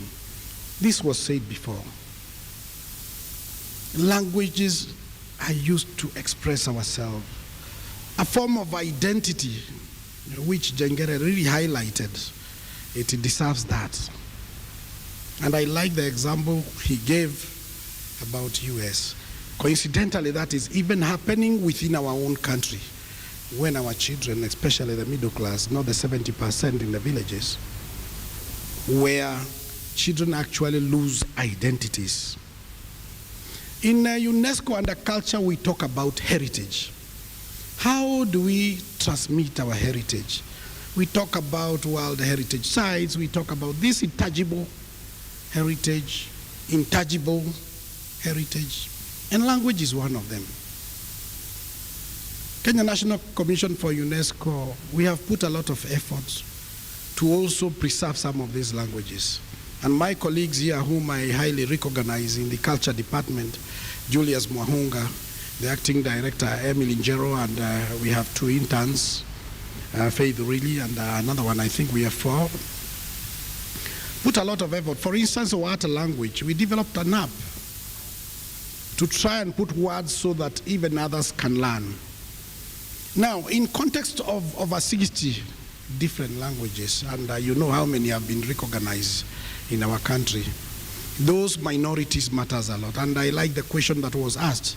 If we are talking about a certain ecosystem or a certain catchment area for which the languages or certain languages are to be taught, what do you do with the minority language? And these are languages we need to also preserve.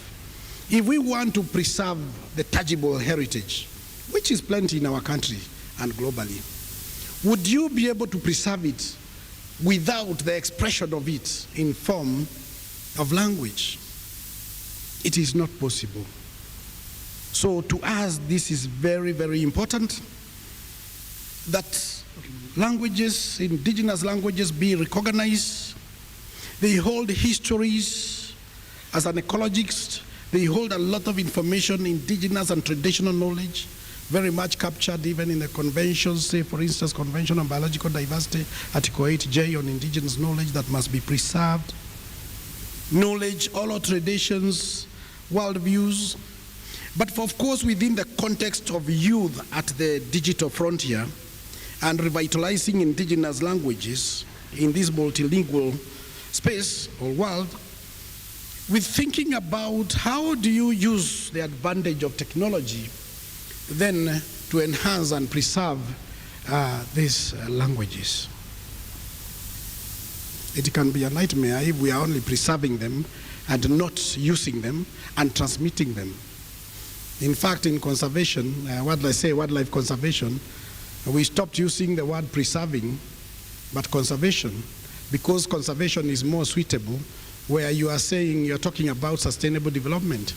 You use while ensuring that the future generation is not compromised over that specific resource.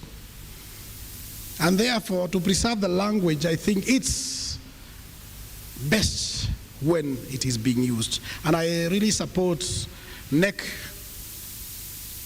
that this should really be taught at the foundation level, so that then we are able to enjoy life, because you enjoy it best when you are able to communicate perhaps in your mother tongue. During tea break, I was discussing with one of us here for couples who happen to be from different ethnic groups and how they communicate. You realize that they end up teaching each other words, those nice words in the kitchen, those nice words of a meal in the dining hall, and those good words in the bedrooms. So really language is very vital and very useful when we want to communicate and to socialize and so on. So really, I don't have to overemphasize this, because it's quite clear to all of us, and this is why we must celebrate. And this celebration is not about dancing and singing. It is about communicating to the world.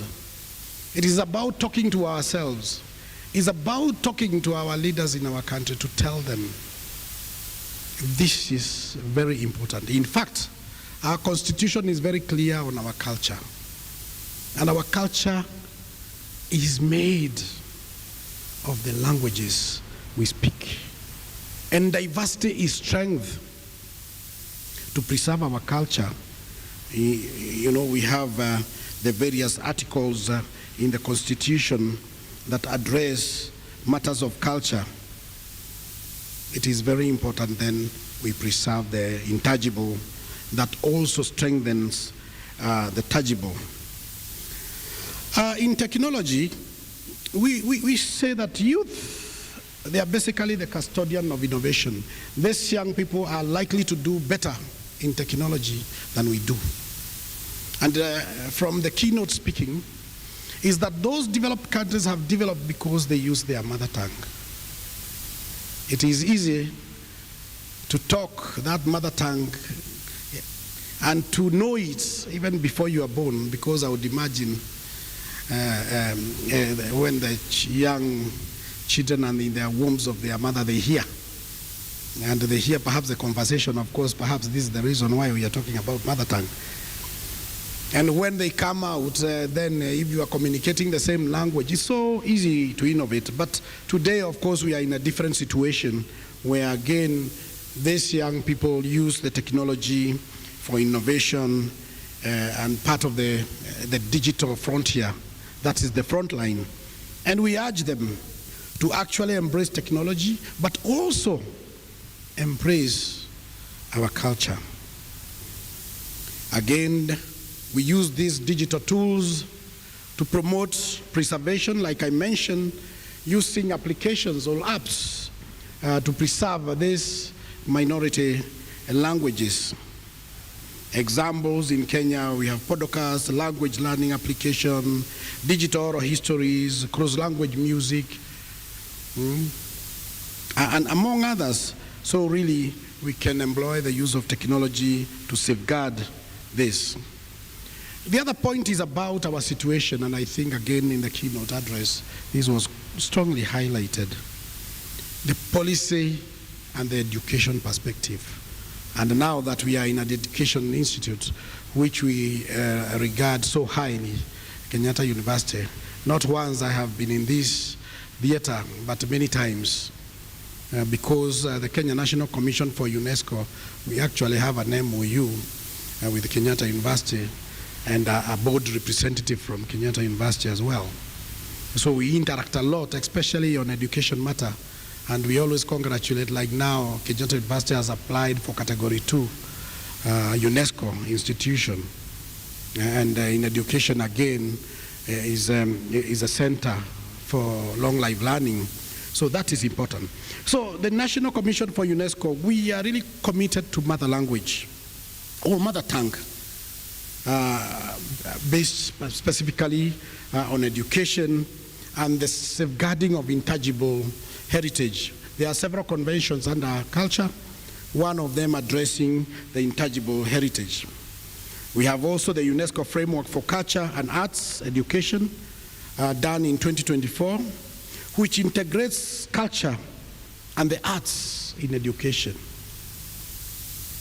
So, and I think when we are talking about the CBE curricula, and I think Jagera tried to express it, and I hope we captured it, that CBE is best done at the foundational level using indigenous language. Because CBE is very practical. And if it has to be practical, where do you start? And we have rung the bell many times to say foundational education is very critical. And we all know that, because even when you are building, you are putting a structure. The civil lugha ya mama mara nyingi huonekana kama chanzo cha tofauti za kikabila. Hata hivyo, leo katika chuo kikuu cha Kenyatta, makabila mbalimbali yamekutana pamoja kuungana na ulimwengu kuadhimisha siku ya kimataifa ya lugha ya mama.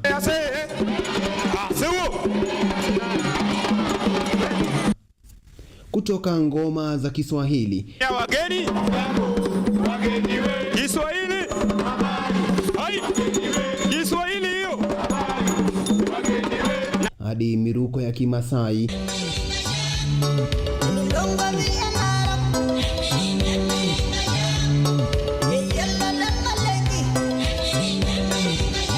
ukumbi wa amphitheater wa chuo kikuu cha KU ulivutia wasanii kutoka jamii tofauti za kikabila waliovalia mavazi ya kitamaduni yaliyoakisi asili zao.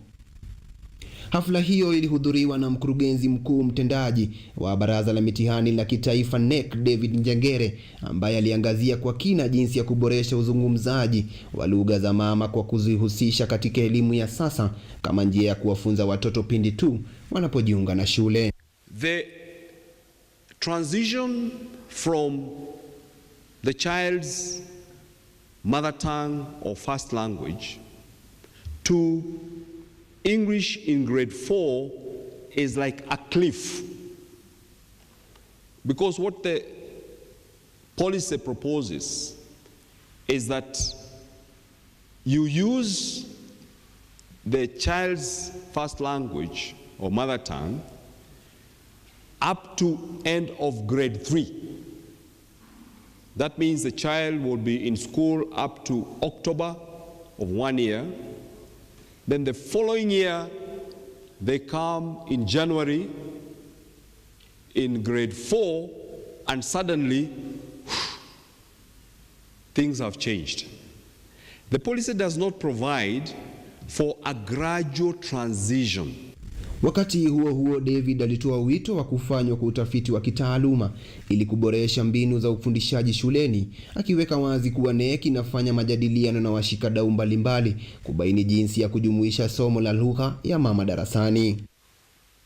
I'm inviting the researchers to action rather than just spending time and resources every year to repeat the same narrative that our children are not reading. Let us get to the action. Kwa upande wake, katibu mkuu wa tume ya kitaifa ya UNESCO nchini Kenya alisisitiza kuwa lugha ni sehemu ya utambulisho na urithi wa jamii na inapaswa kuhifadhiwa. We need to empower the youth to be able to use the digital space to help educates of the various languages. Washiriki katika hafla hiyo pia walipongeza mikakati mipya iliyoanzishwa, wakisema itaimarisha umahiri wa lugha za mama ambazo kwao zitachangia kwa kiasi kikubwa kuboresha na kuhifadhi lugha za asili. Maadhimisho ya siku ya lugha ya mama duniani mwaka 2026 yalifanyika katika chuo kikuu cha Kenyatta, yanatarajiwa kuchochea matumizi na ufundishaji wa lugha za mama shuleni. Edward Nyamo, runinga ya KU.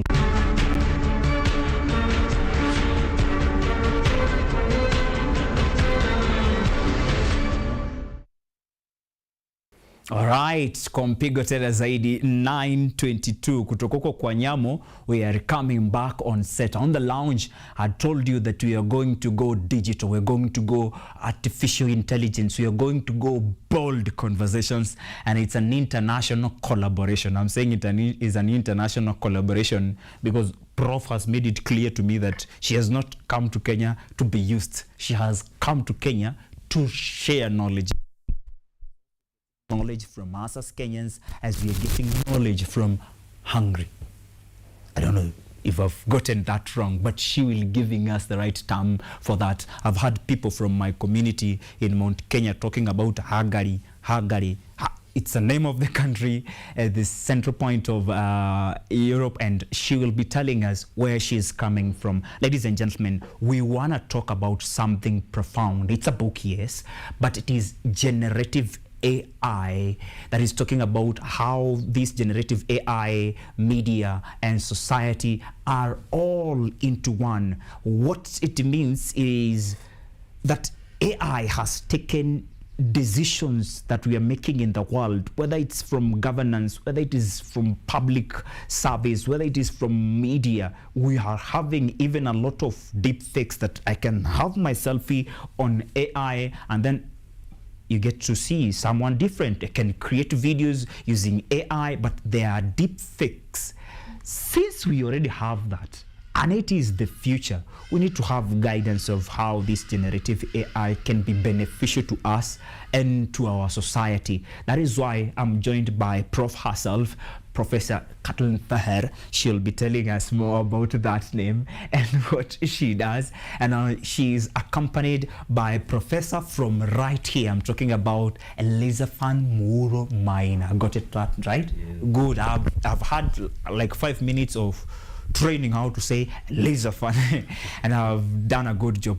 He is an associate professor in Kenyatta University, taking computer science, and executive dean, Digital School of Virtual and Open Learning, right here at the best university in Kenya, Kenyatta University. Ladies and gentlemen, allow me to give Prof a chance to now say hi to our audience on KUTV Kenya.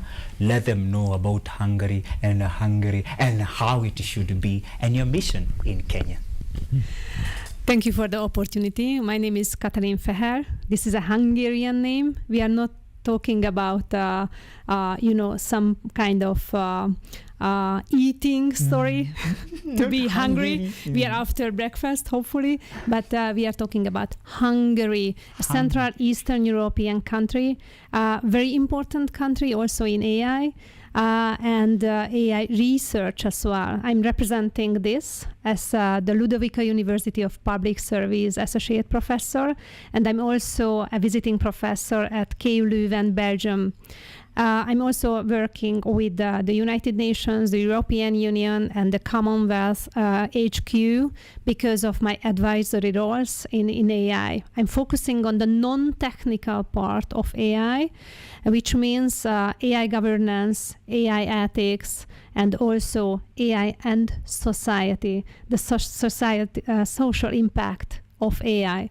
So these are really important for us. We are talking about this in everyday life and universities as well, at different kind of disciplines and faculties and so on. So this is a really, really crucial point in our life, really crucial moment of our life to understand what kind of technology is coming up based on the digital transformation, but accelerating something very, very fast, very, very meaningful, but also very scary part of the technology.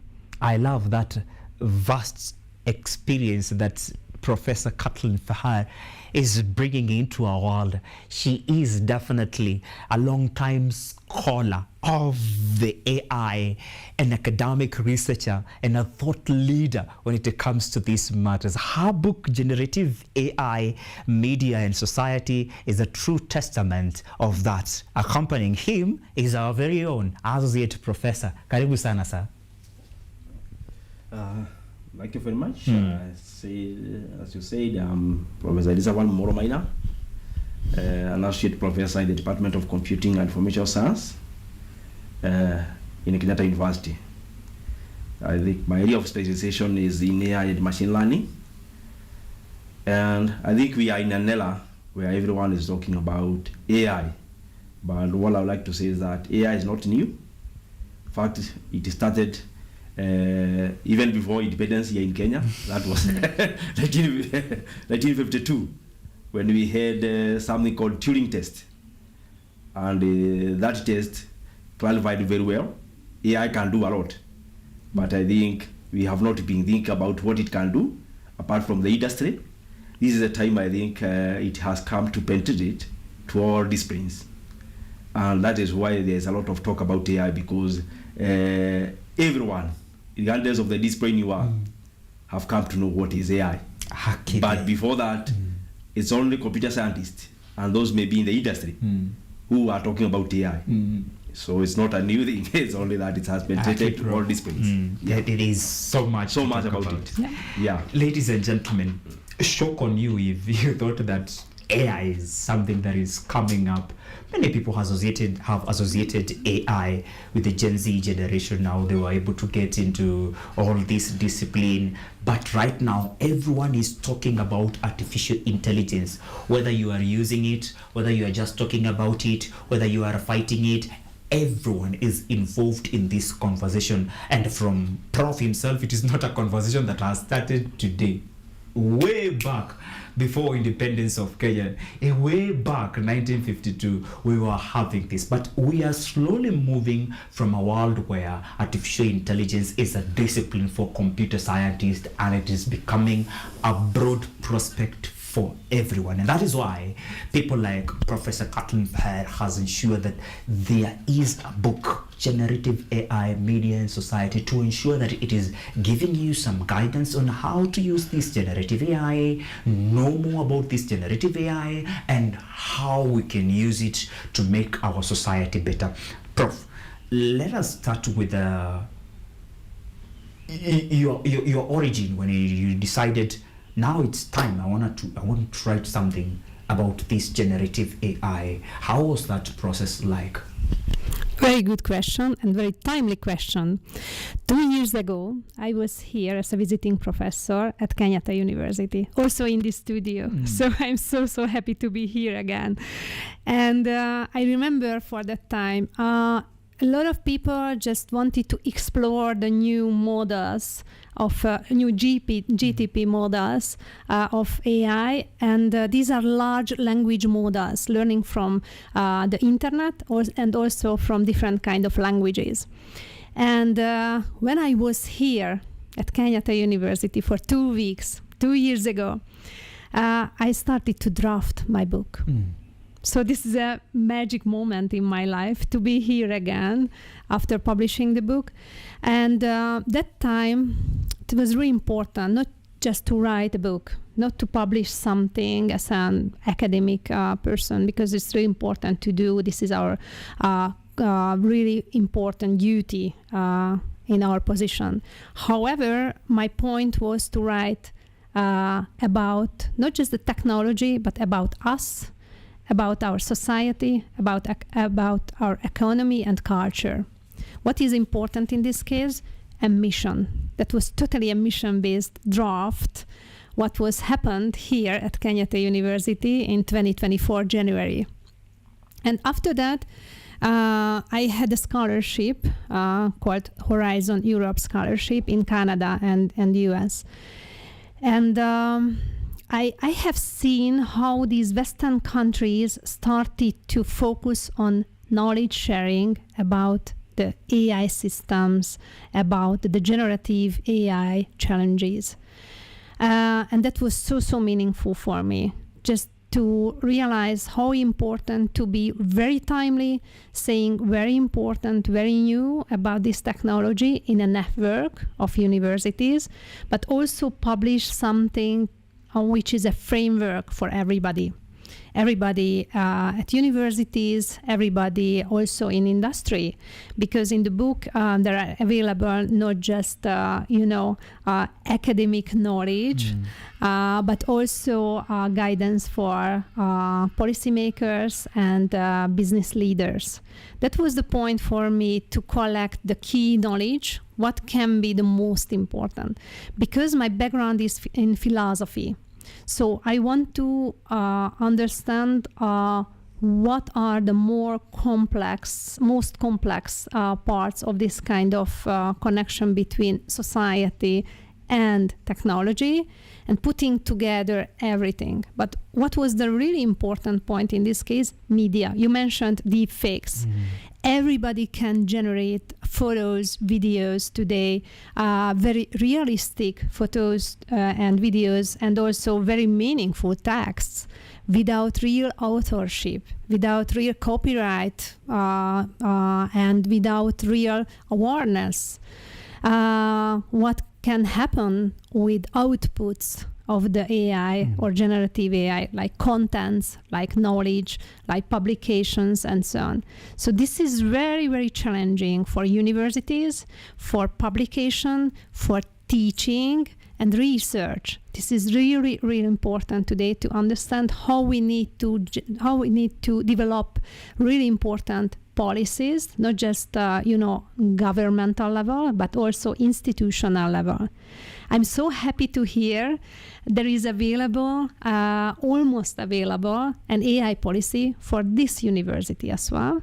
And I have read about the really important AI strategy of your country here, established in 2025. And there is a very clear plan for education, research, and business, economy, and society. What would you like to achieve for 2030? So it's a real plan. And what is the most important in this case, representing my advisory roles like at UN, the inclusivity in the strategy.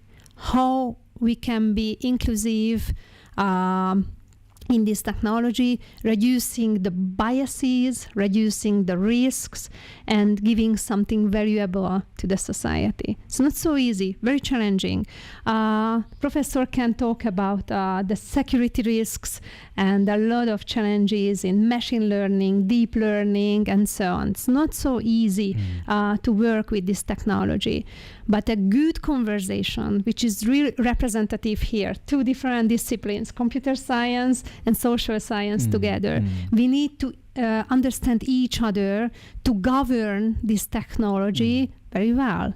And for the future, for the prosperity of the society, not just the technology and not just the profit maximization, but for the society and for the next generations who are native in AI at your university. I will forever be grateful to the Almighty that I was in the same sitting with social scientists and computer scientists talking about how this global village or world can be better by us using AI, how it was designed to be used to help us and not to harm others, to make the world a better place. Prof, I want us to talk about digital school for virtual and open learning and its inception in Kenyatta University. Guys, in 2024, when Prof. Kathleen Fahar came to this country as a visiting professor of Kenyatta University, KU won Best University in Kenya under the rankings of World Times Higher Learning. Today, she's coming back with a publication that is designed to guide even policymakers on matters generative AI, media, and society. And here, when we are enjoying yet another winning or another ranking of KU being the best university in Kenya, I believe it is because we are able to make this world or global village a better place. We are able to have international collaborations such as this one. Dean, School of Virtual and Open Learning, please let us know who gets to this school or who was this school designed for, because we have a lot of people who have done their courses, the courses that they wish to do. They've transitioned into the job market or their careers, but they want to continue learning because learning is a lifelong process, and this is where you come in. Digital school. So what is KU's Digital School of Virtual and Open Learning, and who does it accommodate, and how can people be part of it? Okay, thank you. As said earlier, the advantage I have is that as a computer science, I have the theory about the generative AI because we teach the theory how these large language models work. And the other advantage I have is that I am a teacher by profession. So when the technology is there, I think I have the passionate first of all to teach how it's supposed to be used by students to learn, and also by lecturers maybe to do their research. And therefore, the digital school have evolved in different ways. Because initially, when we had the open learning, the digital gadgets were very few, and therefore it was more like a student had to have the materials prepared, and there must be a technology to see how they can access those materials, probably maybe through their mobile phones or probably maybe through tablets. However, we find now things have changed, and these things changed maybe probably during the COVID time. 2020. Yeah. This is when we had the technology of now virtual classes. And people never thought about something just like generative AI, something which could work without going physically to have your class with student. And therefore, what we are now trying to do as a digital school is try to embed all these technologies which have come. Because now we have virtual classes. So our target now in the terms of digital school is first of all to ensure even the lecturers have a kind of a virtual contact with the student. Apart from sending the notes electronically, we also have the idea of now virtual classes. And this is now again changing. Because of the generative AI, we are heading to a level whereby we want to introduce the smart AI classrooms. And this goes together with media technology. Because the media technology which is currently there is also having the smart AI. Just like the way we are hearing smart agriculture in every discipline. You talk about something to do with smart AI. So we are also having now an era whereby we are going to a smart AI classroom, which can help a lot to our digital kind of learning. So we have started now to ensure all our digital students are able to get enough virtual classrooms. That is, or virtual lectures. We are able to lecture apart from just giving tutorials. And the other thing you find in KU, we have the best learning management system called Kusoma. Which again, we have ensured we are trying to integrate AI in it so that we can introduce personalized learning where students can learn at their own pace. Because that is very critical now in digital learning. Because these students are working. Most of the time, they may not be having a fixed time when maybe they can say that's the time they want to learn. They would like to learn at their own pace. So sometimes you may need, as a lecturer, also to introduce the idea of AI, where students can have a personal assistant to make sure that learning is assisted in the absence of the lecturer. And the good thing is that our learning management system allows all these to be integrated. That is our Kusoma learning management system. It allows those AI kind of technologies to be integrated. And the other thing we are also trying to bring on board is to ensure all programs can be done through digital school. Because with the idea of a smart AI classroom, we have seen that it is possible to have a lecturer moving around in a room like this one with those AI gadgets for the ones which are able to do the recording. So the recording we are doing right now with the smart AI classroom are not even the normal recording. It's a recording which can be changed to suit different learners. You can interact with the learners when you are still far away in terms of questions and answers. And that is now making all programs to have the possibility of being offered in digital school, because even those which require practicals, a lecturer can demonstrate very well using the AI tools on how to do a certain practical. And the student will interact through interactive boards, which are again are using AI technology. And you even find with AI technology, the shift can be you can shift maybe the attention to a student who require your attention, just like the normal classroom. Exactly. So let's see the kind of technology we are in will ensure now our digital school is just like the normal classroom. Advanced technologies to ensure that digital school of Kenyatta University, which is digital school open and virtual, digital school of virtual and open distance learning, is just like any other class.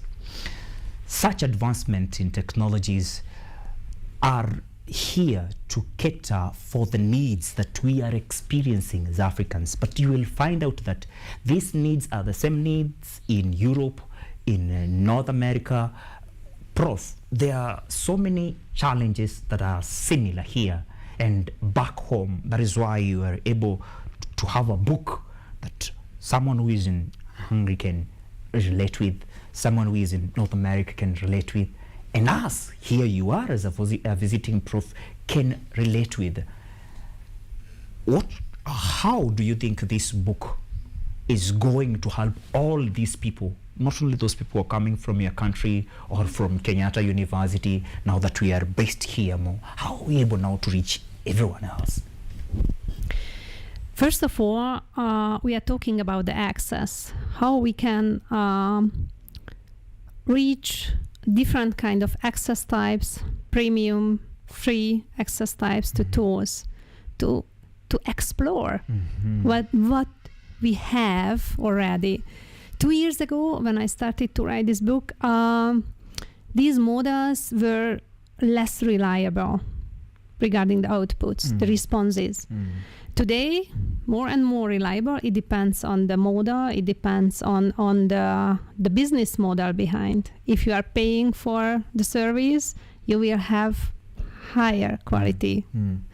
So regarding the outputs, the point is starting with the exploration and in parallel to understand our role in this new technological challenges. The key word for me is AI literacy. AI? Literacy. Literacy. And AI readiness. So we are moving from just doing digital literacy to AI literacy and AI readiness. Yes, these are the keywords in my mind. We have a study now about this field, just, understanding what are the business needs or industrial needs. If we train the students for their future, we need to understand what is the business need, the business demand or industrial demand. And what we have found is really interesting. They are just started to explore these key fields, AI literacy and also AI readiness. They are talking about skills, awareness, basically, but literacy is really important for the universities to train the students how they can be critical with this kind of tools, and also the readiness to be very well prepared for their future career. It's really important. Another study of us is also important. We are studying LinkedIn posts. LinkedIn posts, platform LinkedIn for professional networking. And this is about the data set. We are studying what happened over the last 2 years regarding the narratives, the conversations, the messages of the non-technical AI on this platform by the United Nations, by the big tech companies like, may I say some names from the industry? Okay. It's art and culture. Okay, like we Google. are not afraid. Yeah, we Google. are open-minded. Thank you. We're here to learn. We're here to share knowledge. Yeah. Just sometimes, this is not a promotion It's or not a something. promotion. Okay. That's right. That's right. Yeah. Okay. It's good to make So it just clear. examples: Google, Microsoft, OpenAI, other companies. OpenAI is what they call GPT. Yeah. Who earn the most important data sets, who want to eat the most important data sets. This is a metaphor in this case. We are feeding the machines. They are eating what they have by data. And how these companies, as I have already mentioned, like Microsoft, Google, OpenAI, or international organizations like United Nations and so on, how they are communicating about this era of the AI or the new technologies like blockchain or, for example, other advanced technologies. So the point is what we have found. On platforms, they are very, very optimistic. They are not mentioning too many conflicts, dilemmas, challenges, issues. No. They are focusing things on that we still need to deal with. Yeah, because they want to accelerate the potential of the technology. But I would like to add my experience to this. Sometimes several times, yes, I'm a speaker at the leading conferences and AI summits in London, New York, Montreal, or Amsterdam. So in the Western countries, Western hubs.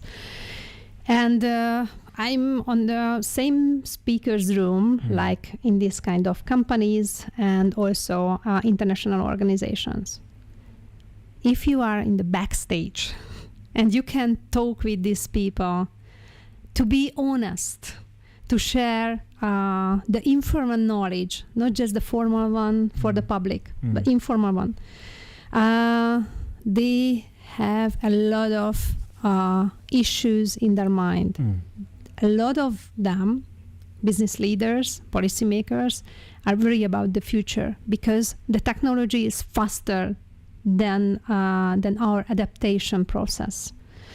And sometimes they are just focusing on the profit maximization and not on the real societal values.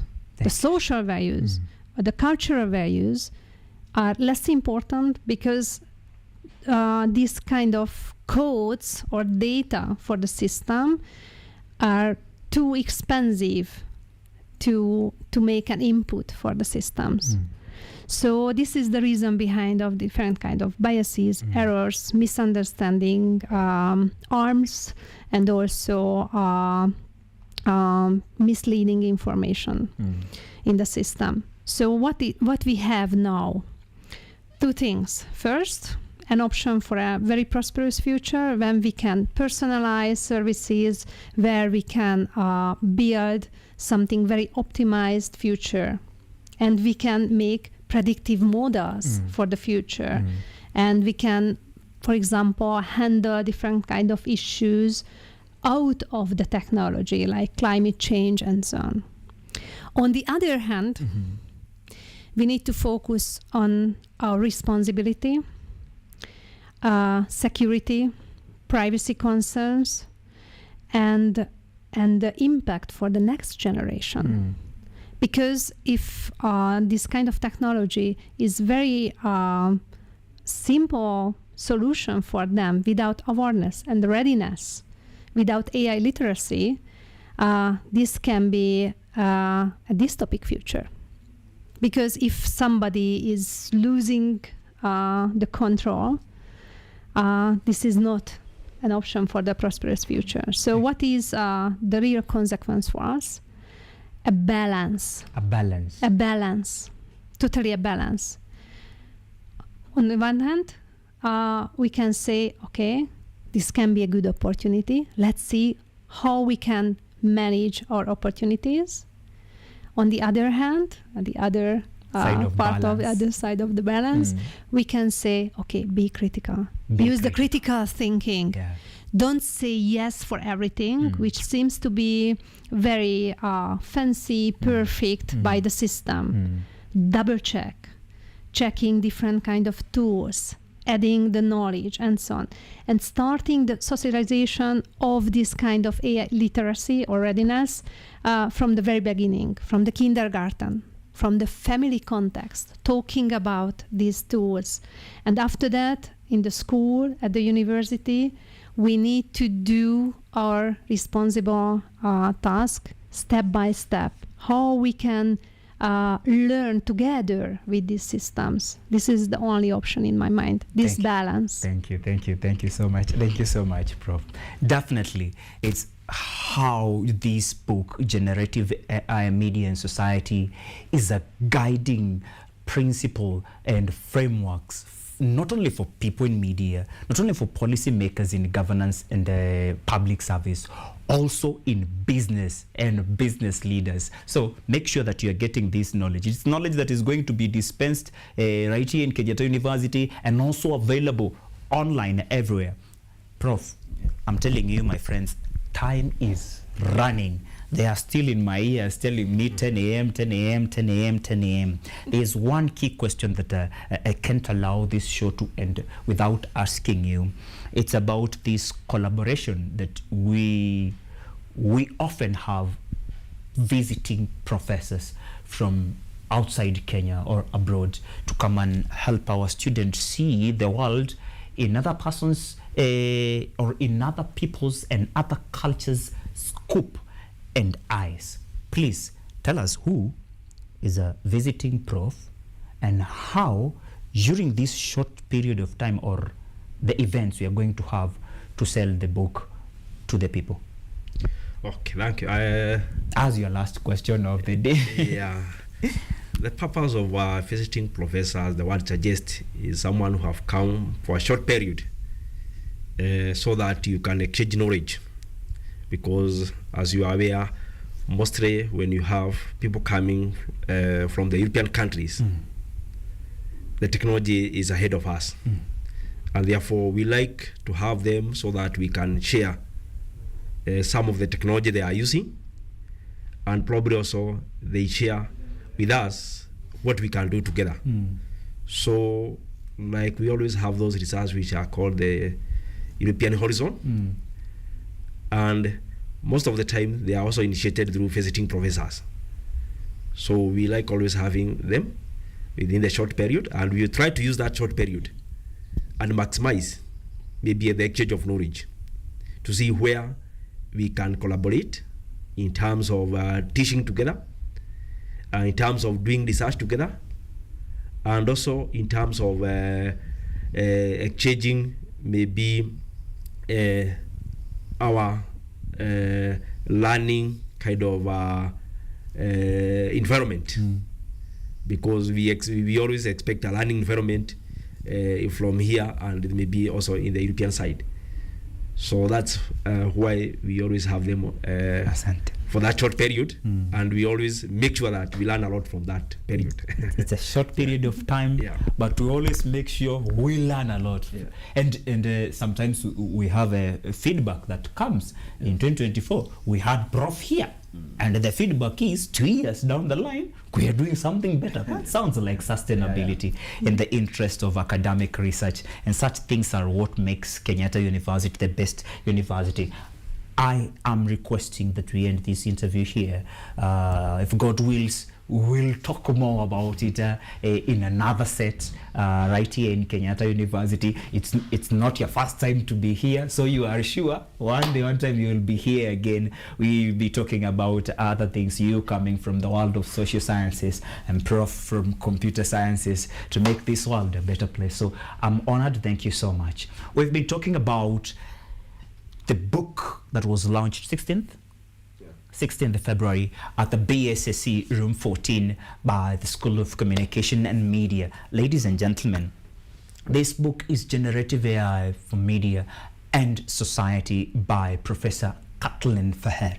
It is a book that you should look out for. It's a publication that will help you so much, irrespective of the world that you are coming from. You heard from Prof. Elizabeth and Muro Minor that every world or any discipline in this world requires artificial intelligence. So this book will be of key importance to you. We usually have lines za kikwetu that we finish with, and I have just 30 seconds, please, because in these 30 seconds I want to hear lines za kikwetu. When we talk about lines za kikwetu, we are talking about wisdom, mostly proverbs and things like those. Now from your country, I would love to hear what kind of wisdom you'll give us in your parting shot, and also tell us where we can get you online. But I would like to start with Prof here, because lines za kikwetu from his community, I understand them, and they will give us that touch for you to use and ride on when you're giving us wisdom from Hungary. Prof, it is called lines za kikwetu. You give us parting shot with from your mother tongue, and then you translate it to the world. Sawa? Okay. Asante sana. Yeah. So what my tunaanza nayo ya. Okay. Tuaga wabagiriria mushie. Okay. Wabagiriria mushie. Wabagiriria mushie. Yeah. Aha. So that means wisdom starts from home. And that's why we need, as we talk about AI, I also need to incorporate it in our culture. Because if we forget about our culture, then AI will take us somewhere else. If we forget about our culture, then AI will take us somewhere else. Exactly. So we must always make sure that as we talk about AI, we also incorporate our culture. And therefore we learn. You know, AI is going to be being used, generative AI is being used to run. It's part of machine learning. Yeah, it's right there. So we must ensure our culture is integrated within the knowledge of AI so that we can learn our culture. I love it. Okay, wabagereria moshie. And in this case, we are talking about KU being a home of transforming higher education and enhancing lives. That's why we say elimu ni nguvu. From that country that it is not hungry. It's hungry. Please give us lines za Kikwetu or parting shot in your mother tongue and translate to the world. In mother tongue? Okay, language, yeah. In Hungarian. Okay, I can talk in Hungarian. Believe me, this is one of the most difficult languages all around the world. So I'm saying, köszönöm, hogy itt lehetek, és nagyon örülök, hogy beszélhetek a mesterséges intelligencia transformációról. That was just one sentence in Hungarian. So let's do this. Okay. We start it. It was so. We mind the pace because we are having some of us. We are coming from Mount Kenya, where we are used to taking things slow, so that we understand them and they think. Please repeat it and give us the translation. Repeating the sentence. Yes. Köszönöm, hogy itt lehetek, és nagyon örülök, hogy beszélhetek a mesterséges intelligencia transformációról. I said I'm so happy to be here again, talking about the AI transformation, which is one of the most important in our life now. So my key message with this is not just saying to be happy and saying this is a pleasure, but Hungary is the part of the European Union, which is really important in this case, because European Union is about harmonization of the regulations and financial stuff and so on, but also giving an opportunity to keep the diversity, different languages, different cultures, and different countries. If we have a very diverse cultural approach to AI, we can teach the systems to understand us as humanity, because we are thinking on the human-centered AI level. This is very important keyword, human-centered AI. Coming from the Stanford University, they have a very specific center in this. And what is the message in this case? You mentioned we had to talk in our language, but this is about how we want to keep our identity, our culture, not just based on regulation and control, but to be ready for this new technology. The readiness is the keyword in this case. To be ready for artificial intelligence, ready for AI. Ladies and gentlemen, I'm happy and I'm proud even for the wisdom that I've shared with you, the wisdom that I've learned from you. This has been a masterclass. It's the same, it's more than what they will be getting right there in these lecture halls. And I feel honored by your presence here. Thank you so much, Professor Kathleen Fahari. She is the author and the owner of that publication we are calling Generative AI, Media and Society. Thank you so much, Prof. Prof is also the Dean, School of Virtual Executive Dean, School of Virtual and Open Distance Learning right here at the best university in Kenya, Kenyatta University. Please allow me to conclude this show here because it's already past 10 a.m. When the show is sweet, we sometimes time does its thing, but I'm happy and honored. Thank you so much to you as the audience of Kenyatta University Television. Thank you so much for everyone who has made this production a success, including our producer and director Boniface Otembo. On the transmission we've been having Patrick, and we've had on the social media Sharon, the DOP, who is also on the other side helping here and there, is kijana wa kuosha vyombo vya habari, director Melton Konchela. We are saying thank you so much. Tomorrow, Rise Today will continue. Biashara Tuesday will be hosted by Sylvia Nyango. My name is Ojwang, mtoto wa Mariam, Mkenya akenya naye lakini ukenya wake usiukenye kenye, and the incoming MCA Kawe Sword by God's grace 2027. Mbaki salama na Mungu awabariki.